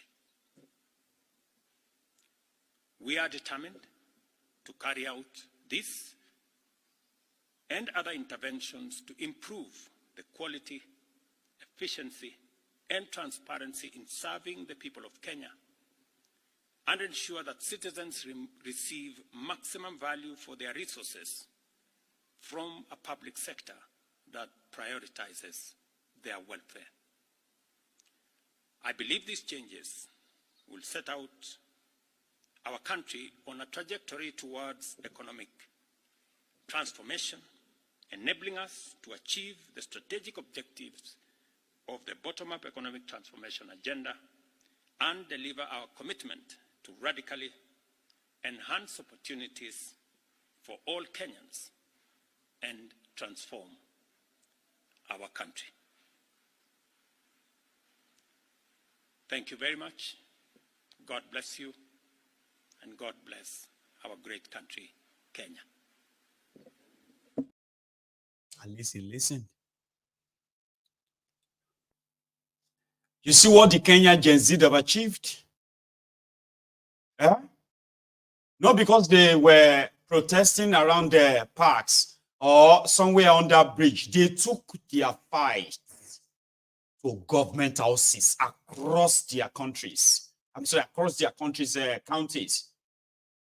All of them, they took the fight to those places. Those who could run away, ran away. Now, Ruto is throwing everybody under the bus. Listen, guys, the party is over. Oh, you all have to pack your bag and leave. Your offices, your this or that are no longer, we can no longer service them. Or else, these guys are going to remove me next Tuesday. Because you see that one you watch on Tuesday, they are still protesting till now in Kenya. But the major one is that every Tuesday until Ruto leaves, there's so much you could achieve from these rogues who are pretending to be powerful and all of that. Some people put themselves out that they were going to go to and protest against the FCC. No single person came out because CFC said these people are trying, everyone who is coming out to protest against the assault on civilians by the EFCC, they are criminals. They will be arrested. Everybody stay the will. In Ghana, the wind is already blowing. Okay? I don't think this lawmaker that I'm about to play, for you now, probably knew about this yet. But from what is going on in Kenya, he's already alerting his colleague in Ghana. Mr. Speaker, my colleague, the Deputy Minister for Information, I thought for what we have seen on CNN and everything, he would have taken the opportunity. Eugene, you hold on. When you finish, I'll give you the opportunity. Taking the opportunity under Order 93.1. Eugene, I'll give you the opportunity. Let 93.1 to brief the House on what he saw in Kenya, where Kenyan public are beating up members of Parliament for passing bad laws. Honorable Leader. We have taken advantage. Honorable Leader. Honorable Leader. Yes, Mr. Speaker. It appears. Mr. Speaker, it's a serious matter. This is I saw colleague members of Parliament beating to death. Honorable Leader, this is a sideline issue. Running on Honorable Leader, this is a sideline issue. I thought this is an opportunity to advise us as to how to pass good laws to avoid being beaten by the public. Honorable leader, this is a sideline issue, please. We should be worried. In fact, when I saw him running and the police were ushering him, I mean, through a tunnel to escape, it's a serious matter, Mr. Speaker. We thank God that he's here safely. But the opportunities still exist for him to use order 93. Let me give the floor to. Like Ghana, like Nigeria, they won't let him speak. Hey, I don't remember. All that nonsense. They won't let him speak. Meanwhile, outside, like Ghana, like Nigeria, these boys were like, we need to come out. Asamoah. Yeah, Asamoah. No, that's Asawana. I don't know why that even like Asamoah is a name. Asawana is I don't know. Yeah, they came out and they were expecting some Ghanaians to show. They didn't show. Ghana, we should be disappointed in ourselves. We should be very disappointed in ourselves because it hurts so much when people have sacrificed whatever it takes to be there, to fight for the ordinary Ghanaian, come here and look at the number of people here. And no wonder the journalist is asking that your sympathizers. We are not sympathizers. We are fellow Ghanaians who believe in injustice not to be served on the people of Ghanaians. We are Ghanaians who have come to be conscious of ourselves in our democratic governance that is not going right with the ordinary Ghanaian. These things are being perpetrated on Ghanaians everywhere we go. But yet, who is fighting for the ordinary Ghanaian? And this young man here has dedicated himself to fix the country, have dedicated ourselves to fight for the ordinary Ghanaian. The least, the ordinary Ghanaian out there who is being victimized, who is being served with injustice, have to come out here and say that we stand with you in all that you are doing. But what do we see? It is very disappointing. And Ghanaians are all we can say is Boba enne eyekojo etina ebeye kofi na say yet your mind ni edin senyo me ekoso na mfo obi aho a ebre bi ba ebe fa ho. There was a time in the history of this country yesin nkofo akwakowo incubator you doom light e man nkofo owu ebetumi aye oba ene da yese president convoy impo akwakonya accident ona wo car wo tire mu no Boba and enne o say eyeme emfa ho a etina ebeye wo emfa me ho na se ye say ebeye and the politicians ground on this kind of attitude from the ordinary Ghanaian in a debia no yeti o man nim in a nyoma ekoso yesisi they send the national security after you, they send machos after you. They are always threatening your life, all in the name that the ordinary Ghanaian will keep quiet and not speak. We are in this court today. Court, as answer our joining case, and it is something that I don't know. Say, law na neti omadiasi omiminim. Say court, or no better time. Say wobra. Say judge betina say, ena yeyama, enka samaba. But ubetina siya na ya catch or say court, and the attorney general I file something that ya serve their man for months. And casual responding to while filing a response. Sorry, bro. Like Nigeria, like Ghana, like Nigeria. Somebody said the Ghanaian youth are they are online arguing with Nigeria, Ghana Jollof or Nigeria Jollof. Ghana Jollof or Nigeria Jollof. Whiskey or Sarkodie. Shatawale or Davido. That's what they are busy with anyway. So listen. In Nigeria, it is worse. You see, a young lady who happened to be from the findings, her name is Awa. They say she's Yoruba Kanuri. Her mom Kanuri, her dad Yoruba. So she came to Ogun State. Her dad is from Ogun State. So she came to the Ogun State, and somehow she got so gobmasked about the roads in Ogun State. Like, what the? So she decided to raise awareness on that. And guess what? Dubious Dapo has now rolled out different tractors across Ogun State right now, trying to do some Shagbeluju road. You know what that means? Shagbeluju is just to make it look like it's okay. Like, they will just use the grader to grade it, and they say, they're about to do this road. Say the government is working on a lie.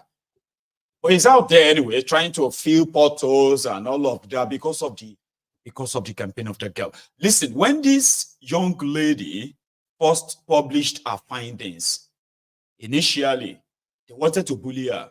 They unleashed social media troll after her. What's your business? Are you from Ogun State? Why don't you go to your state? Why don't you go and show your own this thing? Is your state better than Ogun State? Oh, more. This same Ogun State. Now, so the Ogun State people started posting the videos. I'll show you that. I showed everyone that time, yeah? So they said, oh, they sent you, Abi. They sent you to come and attack. In fact, they even went as far, the Ronukus, the Ronu Nazis. Yeah, the Abobakus. They said, oh, the girl was sent by Obedient, and she is actually a PC, by the way. She's a PC, she's one of them. Or maybe she's one of them. But it was the Obedient themselves that actually came to sort of defend the girl in a way and say, listen, you are right. Thank you for even exposing this. We've been doing this all along and all of that, no response, no nothing. So they said the reason why people who are not Yorubas, the reason why they are attacking the Yoruba governors is because they want to take over Yoruba land from the Yorubas. Guess those who use that kind of a line? The Ronukus, the Ronu Nazis, the bad start, the bad idiots. We call them voluntary slaves, so I do call them sophisticated morons. I didn't know they would take it even further. Now, Awa is Yoruba Kanuri. She has nothing to do with Igbos. On top this dubious dark matter, I want to finally. I'm bringing that to you so that you can listen to the lunatics. The lunatics that are following Tinubu. The ones that are feasting and spreading all this tribal hate. They said they are doing self-preservation. And nobody should leave our leader for us. We'll deal with our leader ourselves. All those Olori Bruku Bambi Alas, few of them actually, they don't live in Nigeria. There's one of them that live in the UK here. But he's famous for that tribalism and all of that stuff. How did Hawa,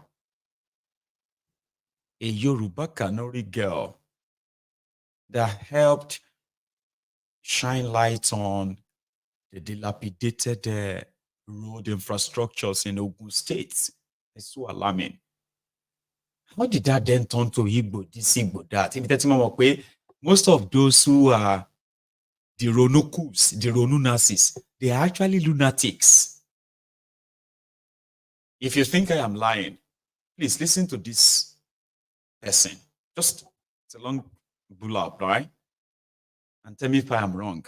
This person is not a lunatic.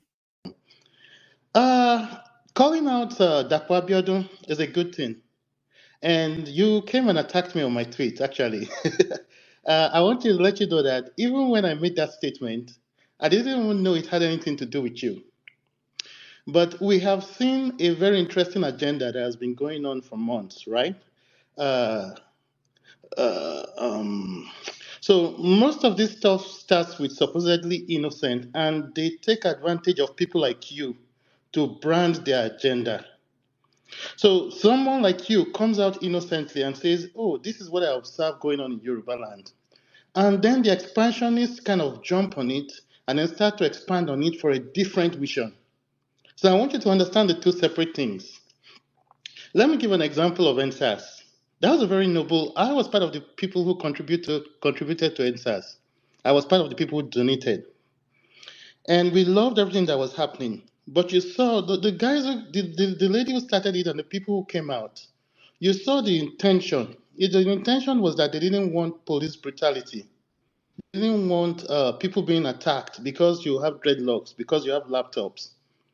How did it end? It ended in a bitter IPOB leader infiltrating that mission and then using that for a revenge agenda against Yoruba politicians that removed Goodluck Jonathan from power, and by extension, his people that were enjoying that show with him at that time.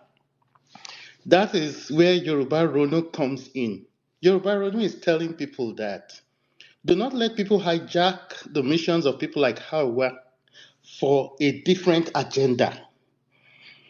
The way Kanu twisted that thing, the way Kanu took that NSAS movement and then used it for a different agenda. Now, if you look at something that happened in Lagos recently, during the election times, right? They fabricated a false messiah. His name was Peter Obi. Put a lot of propaganda about him. Made him look like he's the one that will come and save everything. And a lot of Yoruba youths fell for that scam. How did that end? It ended in an agenda, not only a man that could not even bring unity in a small party called Labour Party. You saw the way they did to Yoruba people in that party, the way they embarrassed an elderly man, took a cap from his head, slapped him, abused him. You saw the way things they did. Now, that is the man you are trying to tell us that he is going to make a good president for a whole country when he couldn't even manage that small party. But how did the obedient movement end? The obedient movement end in a reckless attempt to infiltrate into Lagos and Yoruba land politics. Lagos is not there. Lagos is just a launching pad for them. And this is why we call a lot on Zeke's mindsets, because when Zeke started, Zeke wanted to use Lagos as his launching pad, but his obsession was for all of Yoruba land. This is what these guys are doing. They tried so much in Lagos, and then they had a pushback. Now they want to move to Ogun. Tomorrow they will move to Oyo. And the guy that spoke before me, I would really feel like you people should tone down on conspiracy theorist mindsets. If you know the status and the means that God has blessed people that are in Yoruba Ronu, you will understand that those are not the kind of people that can be bought. I'm not the kind of guy that can be bought. Are, Obìnrin Àkànṣe, Rock, those are not people that Bunker, can you be were not bought. bought, but they appeal to the ones that could be bought, appeal to your own higher self of your fight, and you joined them. You No, joined them. this was a. You possibly were not bought, but some This was people were a. paid to have a campaign against personality, not message, and you bought it. So if those people can get somebody like you to That's buy it, not the then there's a Yoruba problem. Ronu. There's a problem. That's not. And also, before you That's go not. forward, I don't like this attack of obedience because I followed you guys to do that nonsense No, during the election. And I wait. want No, to categorically I say, will let him no. I finish. want to say, I don't want to Let hear him finish. nonsense because I I don't want will me people where be answer say they follow me on go him. content. Oh No, my just God. make I clear You them. destroy the whole thing now. I won't Make I answer clear them. him. I'm not following them for that nonsense anymore. I follow them to do that nonsense during election. Oh, Igbos should want to take over Lagos. Oh, Igbos are after Lagos. I they follow them and they shout say, oh, protect Lagos on top waiting. Am I a mad person? I apologize to you people, obedience. Nigeria is for everybody. If you want to, anywhere you want to, that your money is, you have the right. Anywhere you are living, you have the right. You are Nigerian. This is my own position now. My position has shifted. I will not follow anybody to come and be fighting for Yoruba, for then a group of people to come and be insulting me. No, that cannot happen. Never. Don't because of handful number of people to change what we have always stood for. You have some of us that we have been behind you and we are still behind you because we know the intention of what you are doing. You understand? And that's why I said we should not relate. Sorry, that's why I said we should not relate this thing to Ronu, because if I'm paid to support something that will not work for my state, then I should not be called Yoruba Ronu. That's what I see it as. That's why I said that it could be some of these essays or PAs that may just gather these guys, and you understand what I'm saying. You understand? That's okay, just it. I clearly see that what you are doing has no any agenda. Let him finish. So you understand? Let him finish so we can move the mic. Let him finish. Thank you. So can I be allowed continue. Finish? Have like 3 minutes to conclude your session. Awa, your opinion, your view, or anything does not stop Yoruba consciousness or grassroots Yoruba nationalism. You're free to your view. That don't mean nothing. So I don't know if that was supposed to be a threat, but No, I'm why not will I saying that threaten you? I'm disrespectfully. apologizing to people here. Why am I No, threatening no. you? Why will I threaten you? So yeah, our like try to make go let them come now. Whatever their eyes There's see, no, you see, no manipulation, Allah. our impulse But control, now our let impulse me control, land control. now. I How don't feel let me person can manipulate I pass me. I be land master though? manipulator. I don't go let person wait to see I go remove from this place. I go remove from this place. Can I I go land, drop please? you. Impulse control. This is not our fight and your fight. Yoruba, Ronu, and you do not have a war. We know who our target audience is, and we know what they are going to do, and we are not moving our mind from that. There's no thing that can change that, right? But what I'm saying is that when normal things that are wrong in Yoruba land are being observed, we welcome it and we will join in any fight or protest to make life better for Yoruba people. But where we draw the line and where Yoruba Ronu consciousness comes in is the moment people feel like they can hijack that for a different agenda. The worst roads in Nigeria is in the east. Those places are fuckingly the erosion is bad. The thing is terrible.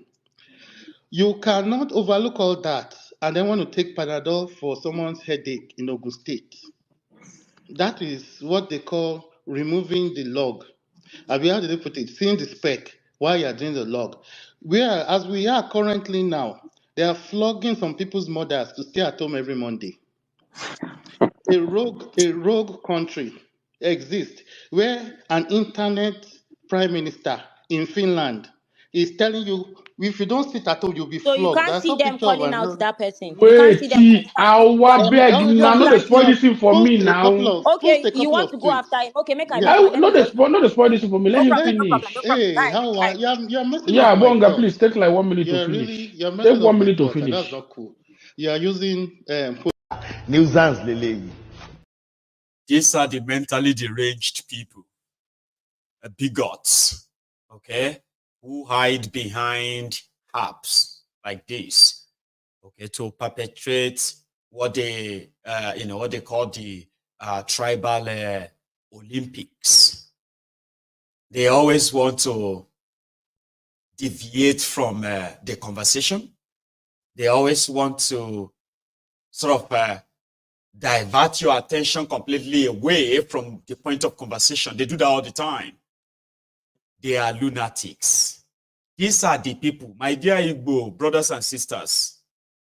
These are the people among us who are obsessed by you. They are very much obsessed of the Igbos. And these guys cannot really tell why or where the obsession is coming from. Yorubas are not obsessed with the Igbos. Yorubas are responsible people. But we do have the Ronukus, the children of hate, the children of perdition. The same hatred they have on the Igbos and non-Yorubas is what they have on Yorubas as well. So we have to just have to deal with them. And the problem is because they are always there for hire, because the criminal politicians in Nigeria, especially this Tinubu and his gang, who brought back this divisive tribal ethnic hatred in Nigeria. So Bonka Ebiri, or whatever he is called, I heard he's not even living in Nigeria. There are many lunatics like that. And this is their terrain. Okay? So when you tell them about, they want one Nigeria, okay? They want one Nigeria where there will be no Igbos, okay? But at the same time, if the Igbos want to go, they want the Nigeria that Gowon said he would create if Biafra make any move. If Ojukwu announced Biafra, he would create a core state. What do you think that meant? What did you think that was? What he meant by that? Today, the core state that he said he will create is what you call the Niger Delta. Today, you have the Igbos. cut off from their own indigenous other brothers. They cut them into some of this useless thing they created. All of you are fighting every 4 years to want to like take your shots. He said he will create the core state. The core state is to divide the Igbo land. And he tried, he did. And today you have this identity crisis all over the place. Maybe people are like fighting themselves. I'm not Igbo. We are not Igbo. Why are you trying to? We are not Igbo. Why do Igbo people like to want to claim everything? There is no Igbo people trying to claim anything. A lot of you are lost. You are. Well, it's okay. You will find yourselves. This contraption will make you find yourselves. You will. And when you do, oh my God, you will hate Nigeria more than anything.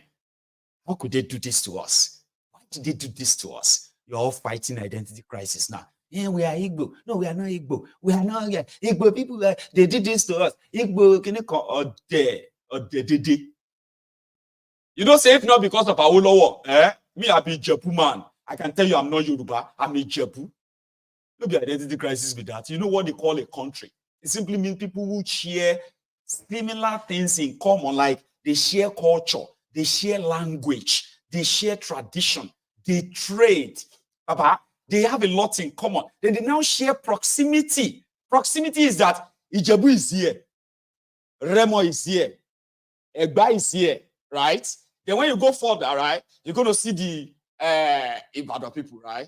Then you see Ondo people here. You see Akure, you see Ekiti. Awolowo told all of us that we have common language. We used to wage war against ourselves. Yes. Yoruba land, we used to wage war against ourselves. We will capture ourselves and we will take ourselves as slaves. Survival of the fittest. Then civilization came and the treaty was signed. Imagine, Oyibo no be part of it. Yorubas came together after the Kiriji War. Kiriji War is our own civil war. And what is that civil war? The civil war was that, the powerful versus the powerless. Then the powerless grouped themselves together to face the powerful in Yoruba land. So after that, we found common ground and we call ourselves Yorubas without losing our own indigenous identities. So we have Igbos. When they say Igbos, do you think it's a monolith body? But these criminals and some of your parents shamelessly fail to actually tell you that they are part and parcel of that Igbo land. Oh yeah, we don't want them to come and kill us again. Meanwhile, this whole creation is absolute nonsense, right? Because you might think, I'm not Igbo. I am not Igbo. I'm not Igbo. Why are you saying that? We are not Igbo. Last, you see people like Bonka Ebiria, whatever, all these tribal Olympians, these ethnic bigots. To them, anything after Ore, anything after Ore, all of them be Igbo, including Benin. Not because they don't know, but that is exactly why, that's how they are programmed, conditioned. And once those who are sponsoring them have power, they are not going anywhere. The entire collapse of that entire system will see the death of these kind of ideas. I swear. The politicians are funding them. You need to keep pushing it. Road bad for Ogun State. Ogun State's daughter shared it. They said these Ronukus became obsessed. They said she must be careful before the Igbos will hijack it. Kilo kon Igbo, kilo kon Ogun State road. Not be Igbo person uploaded the picture, which they have the right to upload. Because if you go to Ogun State, you will see Igbos there too. As Nigerians, they are doing their businesses everywhere, paying taxes. So, not forcing anybody to actually give their properties to them without anything, right? They are there in Ogun State. They didn't take the pictures. They use the roads. They are businessmen, right? They use the Ogun State road every now and then. Igbo people have been kidnapped in Ogun State by kidnappers in Ogun State. Igbo business people. Yoruba, So everybody lives there. They pay taxes there. They can upload the pictures from there. That's where they live.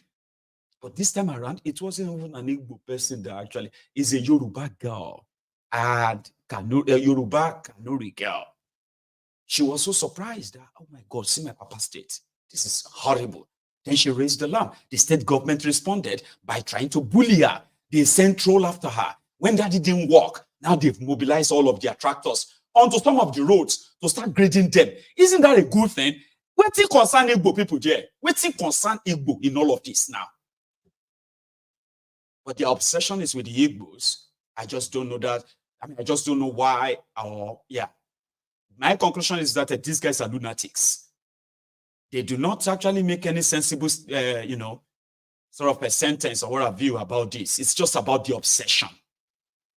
Oh, they are coming to Ogun State. They are now going to go to Oyo. They are the worst road is in the east. This place that they don't go to work on Monday. Oh, that nonsense talk. Repeat it. Keep repeating it. That girl. Hey, Koshigo. I did all of this with all of you during the election. I'm not doing this anymore. I'm not joining you. I'm not joining you in in hating the Igbos, because this is not about the Igbos. You heard that? That's our. I'm not joining all of you with all this nonsense anymore. I'm not letting any of you brainwash me and use me to attack other people. Now I know all your agenda. She said it to them. She was part of them. Now they have to, I told you, if you look at everything going on with Nigeria, even your own states, Nasarawa, if you don't know anybody to blame the Igbos. It is it is an unwritten code. A lot of you have subconsciously did it too. They are saying it must be true. Some of you I've had one or two people who came on here. You see, I love our Igbo brothers. I love them so much.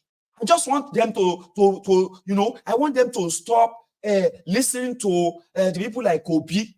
I want our Igbo brothers to try and be united. What is really wrong with you? What do we really need to do to actually get some of you reformatted for real? You, these shameless, shameful people, don't associate Mawa. Your obsession with them, I don't understand. They are so arrogant. They are too loud. They are like you are just there like, I just hate these people. I don't know why. I don't understand. I don't. It's everywhere. And you know why I keep saying it? It's because a lot of people would like to pretend that even Igbo people will say, am I going to mind them, Daddy? We'll leave them. We know they care. Hello. Whether you care or you don't, these are stains on the Omoluabi Yorubas. Yorubas are accommodating, loving. It's like it's too much for us. Now we have these homegrown terrorists, unproductive criminals, who are now echoing the rhetoric of the divisive rhetoric of their own criminal leaders, who mean no well for Yoruba land. You destroy Yoruba land, no road, no school, no light, no nothing. Then you want the Yorubas to say, the Igbos, where do you consign the Igbos here? Go and do your own. And guess those who are asking you to say that? These are a bunch of sewage dwellers, people that are, and they are so loud. It's not their fault, I promise you. It is because of a system that forms of fuels, ethnic, tribal, divisive rhetoric just to keep power. It's an horrible thing, I promise you. Anyway, here is something is trending though, right? I think it's on TikTok. It is the young Arewans. Arewa. They are now like, if Nigeria go divide, hey, the North no get anything, but they are wrong. But I love it. I love the fact that they are trying to raise the awareness. So we're going to stop by in Abuja, where we're the Wike, the man that just constructed a 21 billion naira vice president's house. The same guy that just got a supplementary, he got 1.2 trillion naira, we heard, as a minister. Then he is also going to get 98.8 billion naira supplementary budgets. Now he has chosen that Ireti shouldn't tell him how to, I'm just going to build houses for judges. Judges need houses. We must give the houses for judges. That's where the Wike. Another set of 11 billion naira for judges' quarters. That you do an S legal year, not in September. September is tomorrow. Legal year in this division.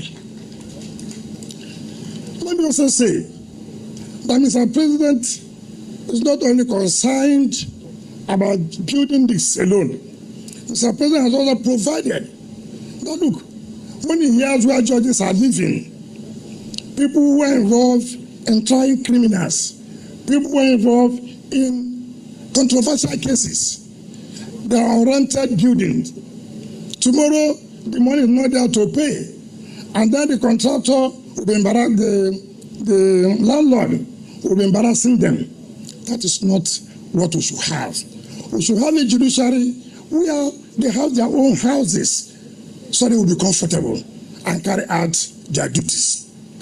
What Mr. President has done, I want to say it to all of us, that we should provide accommodation, 10 for the Court of Appeal, 10 for the Federal High Court, 20 for the FCT Court.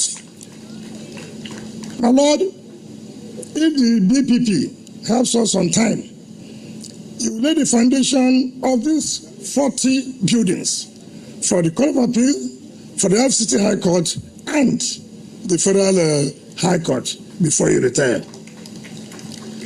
I will believe by August we have laid the foundation. The President has also not stopped there. He has said several times in the executive that look, as judges, when they retire, they have no other job to do. Unlike medical doctors, unlike engineers, who when they retire can go back to their practice. And in this case, this is not available for the justices and judges.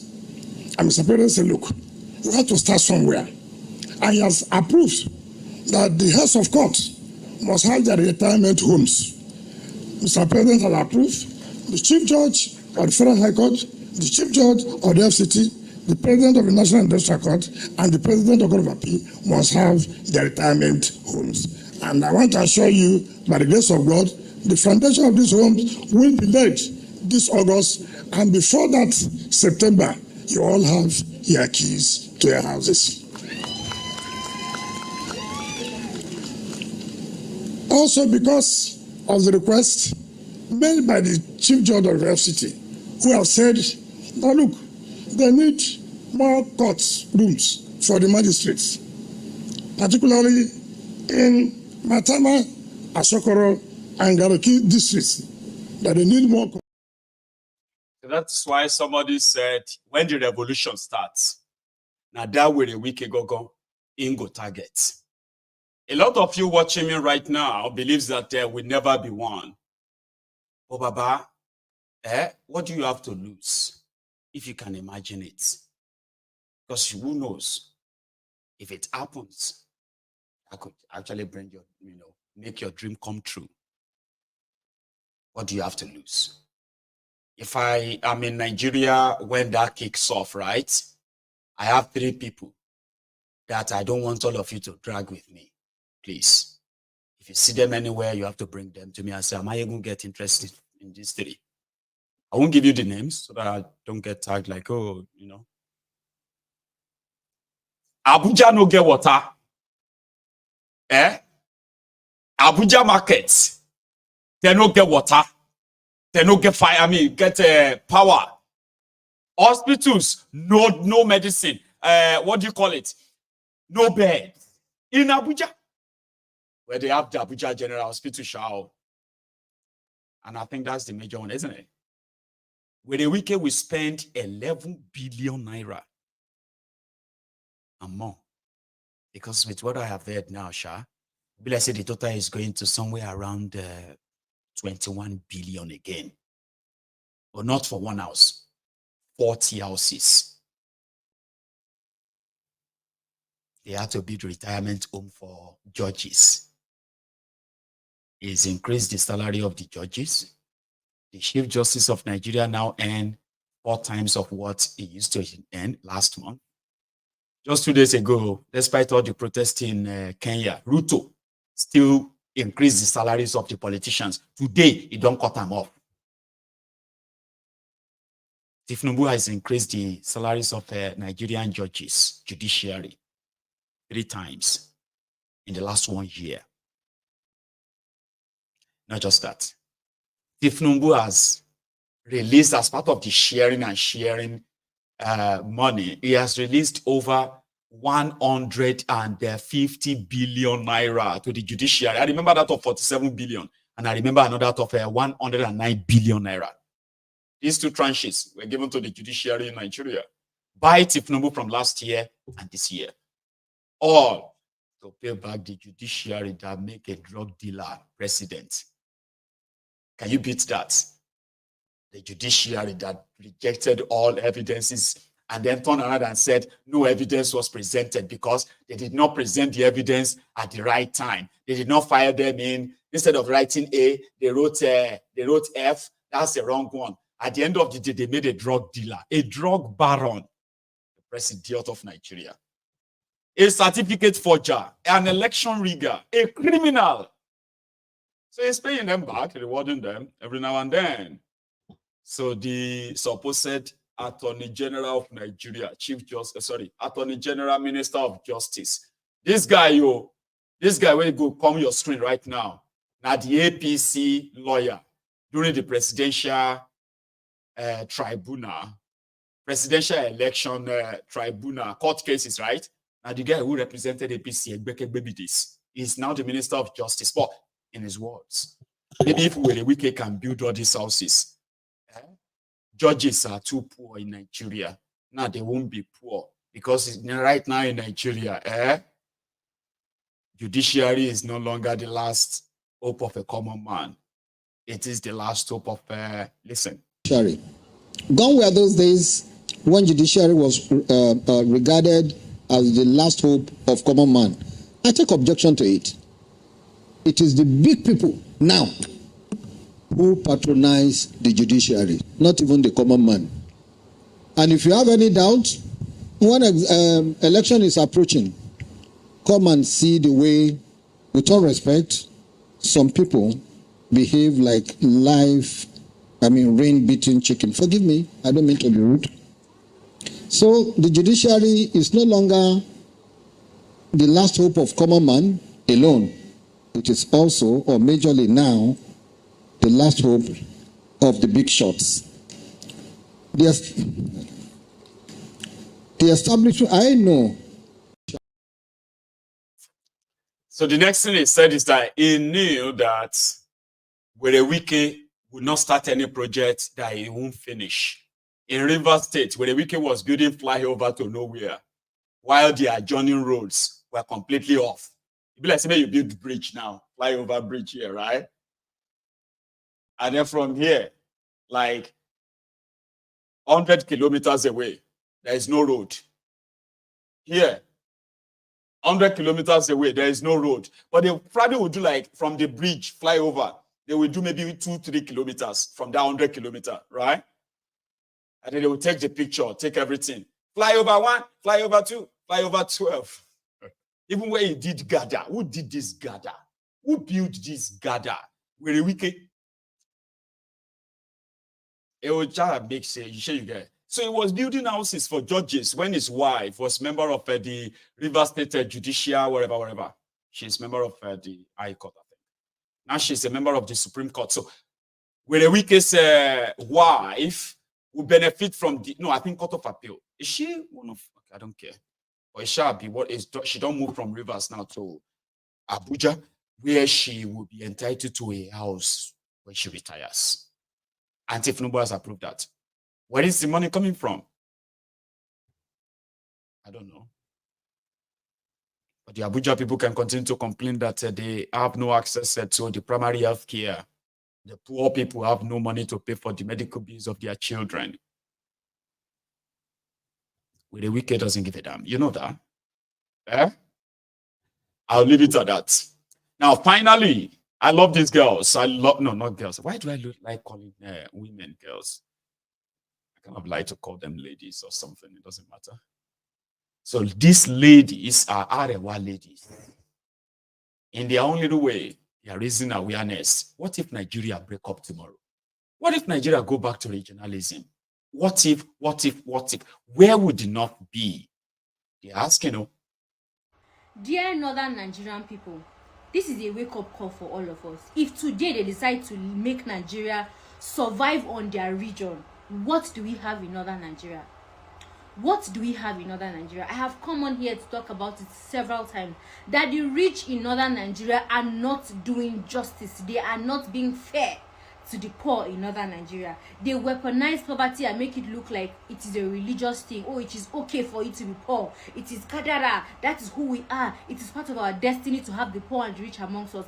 But the proportion in which the poor and the rich are in Northern Nigeria is unfair. Sakani Allah, let's be fair. Let's be frank. Let us sit down at the table and have a proper conversation. Because if today, Anche, Northern Nigeria, that could cheer the conku, the abunda cookie, fitted the shi akasana, ubambe muke the shi. We have plenty bridges. We will start selling bridge. We will turn bridges to tourist sites. Roundabouts. We will turn it to tourist sites. Because if we do not have roundabouts, if you don't have roundabouts in your country, in your state, if you do not have new bridge made by every new governor, are you even in northern states? What is happening in Northern Nigeria? By the time people say vote, we will say no, Kabila. No, let's follow tribe. Let's follow religion. Now that the economy has been turning on its own, how many times have you gone to the market and you have been offered free food because of your religion? How many times have you been offered free clothes because of your tribe? You're not sitting in your house. You now have lights. You're not paying for lights again because you voted this person. If you vote anybody, the person goes up there and doesn't perform well, you have every right to remove the person. But the truth is, Moe Arewa will just, Kome Abarwa, Allah, you know, this and that. I'm not taking out the place of God. I am saying trust in God. But in that, use your sense. Use wisdom. These people have used money to separate us. They are intermarrying themselves and spending the money that we're supposed to be shared equally amongst us, the citizens. Arewa, we need to wake up. Gone are those days, they just come and tell us, oh, vote for this person from your state. If this person from your village is not doing the right thing, remove the person and vote for the other person that would probably do the right thing for you. And the person doesn't perform well, come out to the person as well. Thank God it's not forever, it's for 4 years. Northern Nigeria, this is the time to join our heads together. All these bridges, they have not been helping us. The competition that we have now in Northern Nigeria is bridge. Any governor that comes in power, build bridge. Name it after you and after the person that you admire. Meanwhile, there are people in your state that are not educated. The educational system in Northern Nigeria is in the dustbin. Our security in the dustbin. If they say today, feed yourself, what's going to happen to us?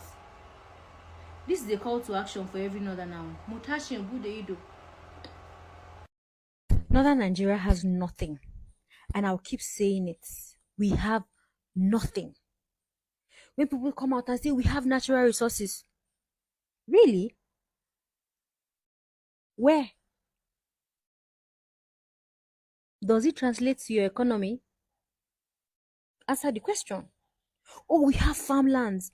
How many people can access their farmlands today? How many? Oh, we have, please, for the fact that we have and we are not using it, it translates to we do not have. Because we are putting leaders who would rather harvest all our natural resources, process it, or even sell it and pocket the money, sharing national cake amongst their immediate family and probably extended family. This is a wake-up call to every Arewa person. We have mineral resources cut across every northern Nigerian state. It will amaze you the number of mineral resources that we have in northern Nigeria.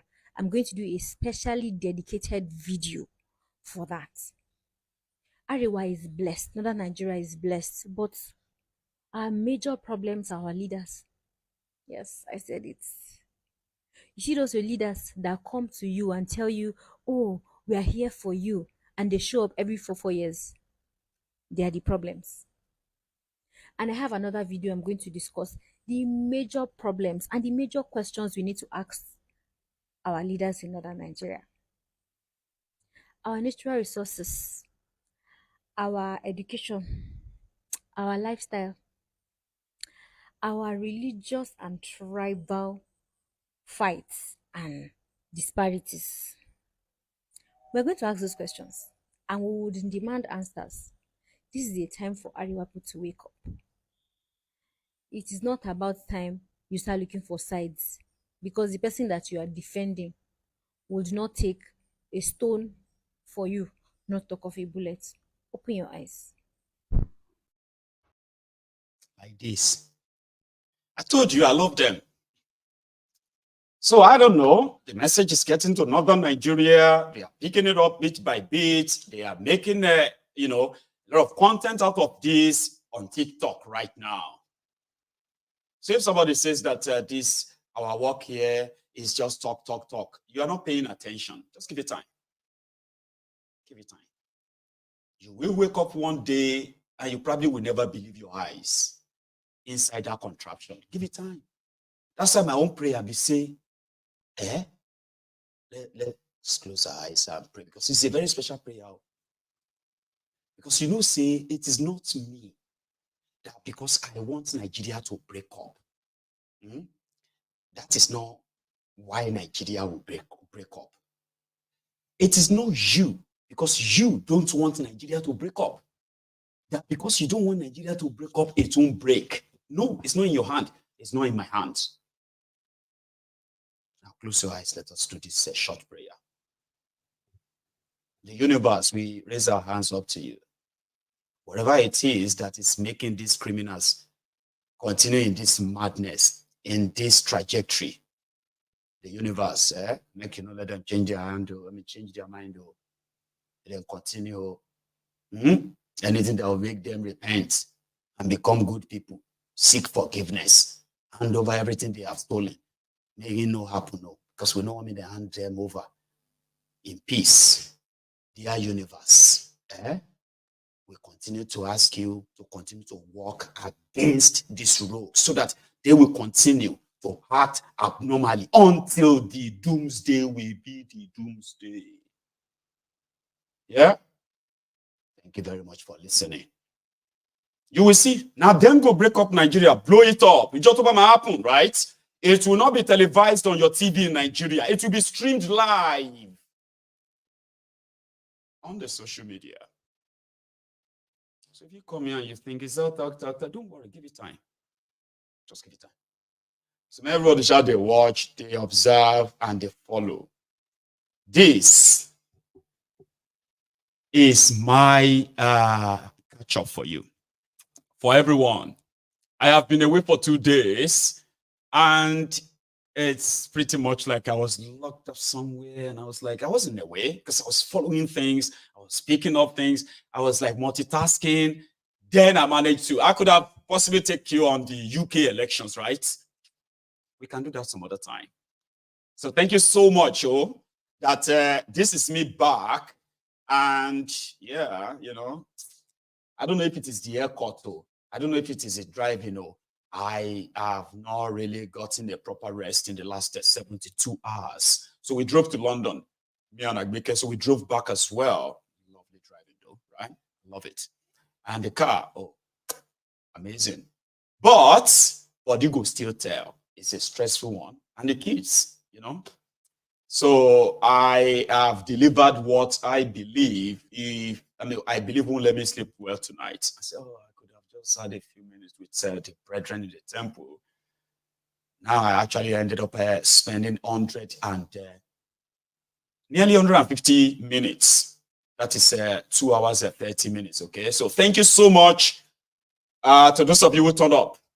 I'm going to see you again next time. Now, listen, if you still have the intention of, if you are yet to get your own ticket, coming down to the Yoruba Union Summit in Glasgow next month, it's going to happen next month. Now, if you are going to be interested, if you are interested and you really want to come, the best time for you to start doing that is now. Buy your ticket, book your hotels, come and spend your summer in Glasgow. Let's have a chat. Let's take all this campaign off here for a moment. Let's make it physical. You should join us. Look for the Eventbrite link. Get onto it, like book a place, buy your ticket, book a place, book your hotel, and let me know when you are coming. I will be there. to welcome you and say, bye-bye. Anyway, thanks to every one of you, okay? Enjoy the rest of your evening. I'm going to see you again when I see you. But I'm glad I'm back in Glasgow. Good night.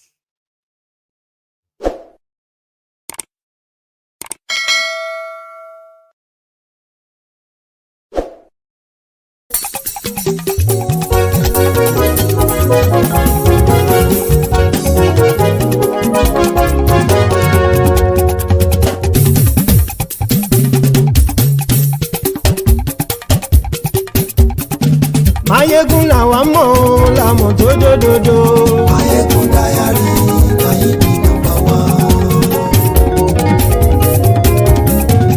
Mayegun làwa mọ̀ làmọ̀ tó dòdòdò. Mayegun dayari Mayegun number one. Mayegun ti dé o ọ̀rẹ́ ara yìí. Mayegun dayari Mayegun number one. Lórí Facebook lórí YouTube. Mayegun dayari Mayegun number one. Gbogbo bó ṣe ń lọ ni Mayegun já wa sí. Mayegun dayari Mayegun number one. Àṣírí ọ̀jẹ̀lú kì í bò níbẹ̀ o. Mayegun dayari Mayegun number one. Bó bá ṣe eré àní Mayegun máa wí. Mayegun dayari Mayegun number one. Ó sì tún ṣe eré wàá gbọ́ níbẹ̀ o. Mayegun dayari Mayegun number one. Mayegun dayari dayari politico. Mayegun dayari Mayegun number one. Godfatherism kò sí lọ́rọ̀ Mayegun. Mayegun dayari Mayegun number one. Ẹ farabalẹ̀ sẹ́ o kẹgọ́rọ̀ lẹ́nu o. Mayegun dayari Mayegun number one. Àní Mayegun làwa mọ̀ tó dòdòdò. Mayegun dayari Mayegun number one.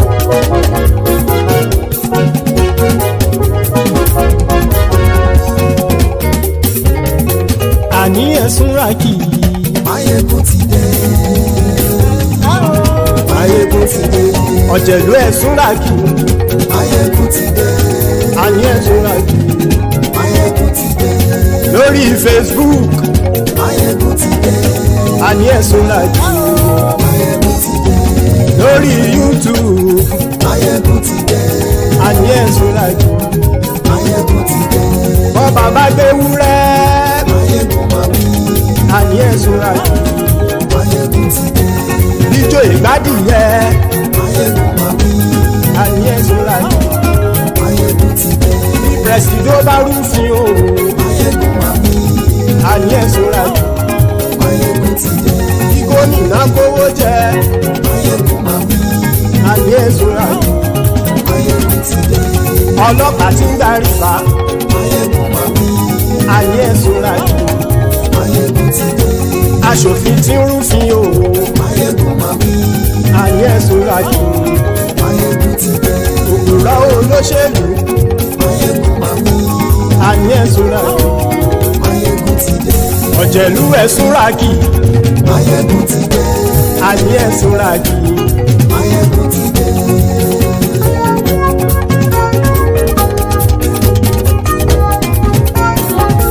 Mayegun ti dé. Gbogbo ọ̀jẹ̀lú ẹ̀sùn rákì. Mayegun ti dé. Gbogbo ọ̀jẹ̀lú ẹ̀sùn rákì. Ṣùgbọ́n ní bá ti ṣe èyí tó yẹ kí wọ́n ṣe, ọmọ bá dèrò ní fi wọ́n níran o. Mayegun ti dé. Gbogbo ọ̀jẹ̀lú ẹ̀sùn rákì. Mayegun ti dé. Gbogbo ọ̀jẹ̀lú ẹ̀sùn rákì. Ṣùgbọ́n ní bá ti ṣe èyí tó yẹ kí wọ́n ṣe, ọmọ bá dèrò ní fi wọ́n níran. Wọ́n fowó bẹ́ẹ̀ o. Mayegun ó sọ pé wọ́n ò fẹ́ bẹ̀.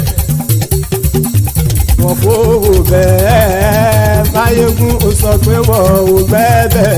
Oníkan ṣáàtì ṣe èyí tó yẹ kí wọ́n ṣe fáwọn ará ìlú tó gbé wọn débẹ̀ o. Ayé. Mayegun ti dé. Gbogbo ọ̀jẹ̀lú ẹ̀sùn rákì. Mayegun ti dé. Gbogbo ọ̀jẹ̀lú ẹ̀sùn rákì. Ṣùgbọ́n ṣùgbọ́n ní má ti ṣe yìí tó yẹ kí wọ́n ṣe ọmọ bá dẹ́rọ̀ ò ní fi wọ́n níran. kì máa yí ṣe eré ọ̀rọ̀ yìí kì í ṣe ẹ̀fẹ̀ kì máa yí ṣe eré ọ̀rọ̀ yìí kì í ṣe ẹ̀fẹ̀ ẹni bá ti lè lẹ́bọ̀ lẹ́rù o ọmọ bá dèrò kàṣàyè tú wọn síta. Máyégún ti dé gbogbo ọ̀jẹ̀lú ẹ̀ súnra kí. Máyégún ti dé gbogbo ọ̀jẹ̀lú ẹ̀ súnra kí. ṣùgbọ́n ní bá ti ṣe yìí tó yẹ kí wọ́n ṣe ọmọ bá dẹ́rọ̀ ò ní fi wọ́n níran. tẹnitẹni ọmọ Máyégún ọ̀rẹ́ ara ìlú mọ̀mọ́ ni mo fọlọ́hún sọ ẹ̀ bá kìlẹ́bù lóòótọ́ olódodo ìlú ọ̀tá ìlú mọ̀mọ́ ni ìwọ ṣá máa ń ṣọ́ra kò sì mọ́ bẹ̀rù bọ́tà ń lè rí bóníṣègùn lé káwọn mọ̀mọ́ fi ṣera wọn ni ó ti dẹrùn tí wọn ò gbọ́dọ̀ sì mọ́ bẹ̀. èèpo ọ̀bọ̀lọmọ bá dérò tàjẹ́ ò gbọ́dọ̀ jẹ́ ó ti jọba lórí àbínú ẹni kò sì mọ́ bùyà àìsíwọ́lu ní ẹnìkẹ́ ìgbódì ẹyin lábàrá o ó kó ẹni tó bá dán o àkàmù Máyégún ti dé gbogbo ọ̀jẹ̀lú ẹ̀ túnra kì Máyégún ti dé gbogbo ọ̀jẹ̀lú ẹ̀ túnra kì o ẹni bá ti ṣe yìí tó yẹ kí wọ́n ṣe ọmọ bá dèrò òní fi wọ́n níran o. Máyégún ti dé gbogbo ọ̀jẹ̀lú ẹ̀ súnra kí. Máyégún ti dé gbogbo ọ̀jẹ̀lú ẹ̀ súnra kí. ṣùgbọ́n ní bá ti ṣe yìí tó yẹ kí wọ́n ṣe ọmọ bá dẹ́rọ̀ ò ní fi wọ́n níran.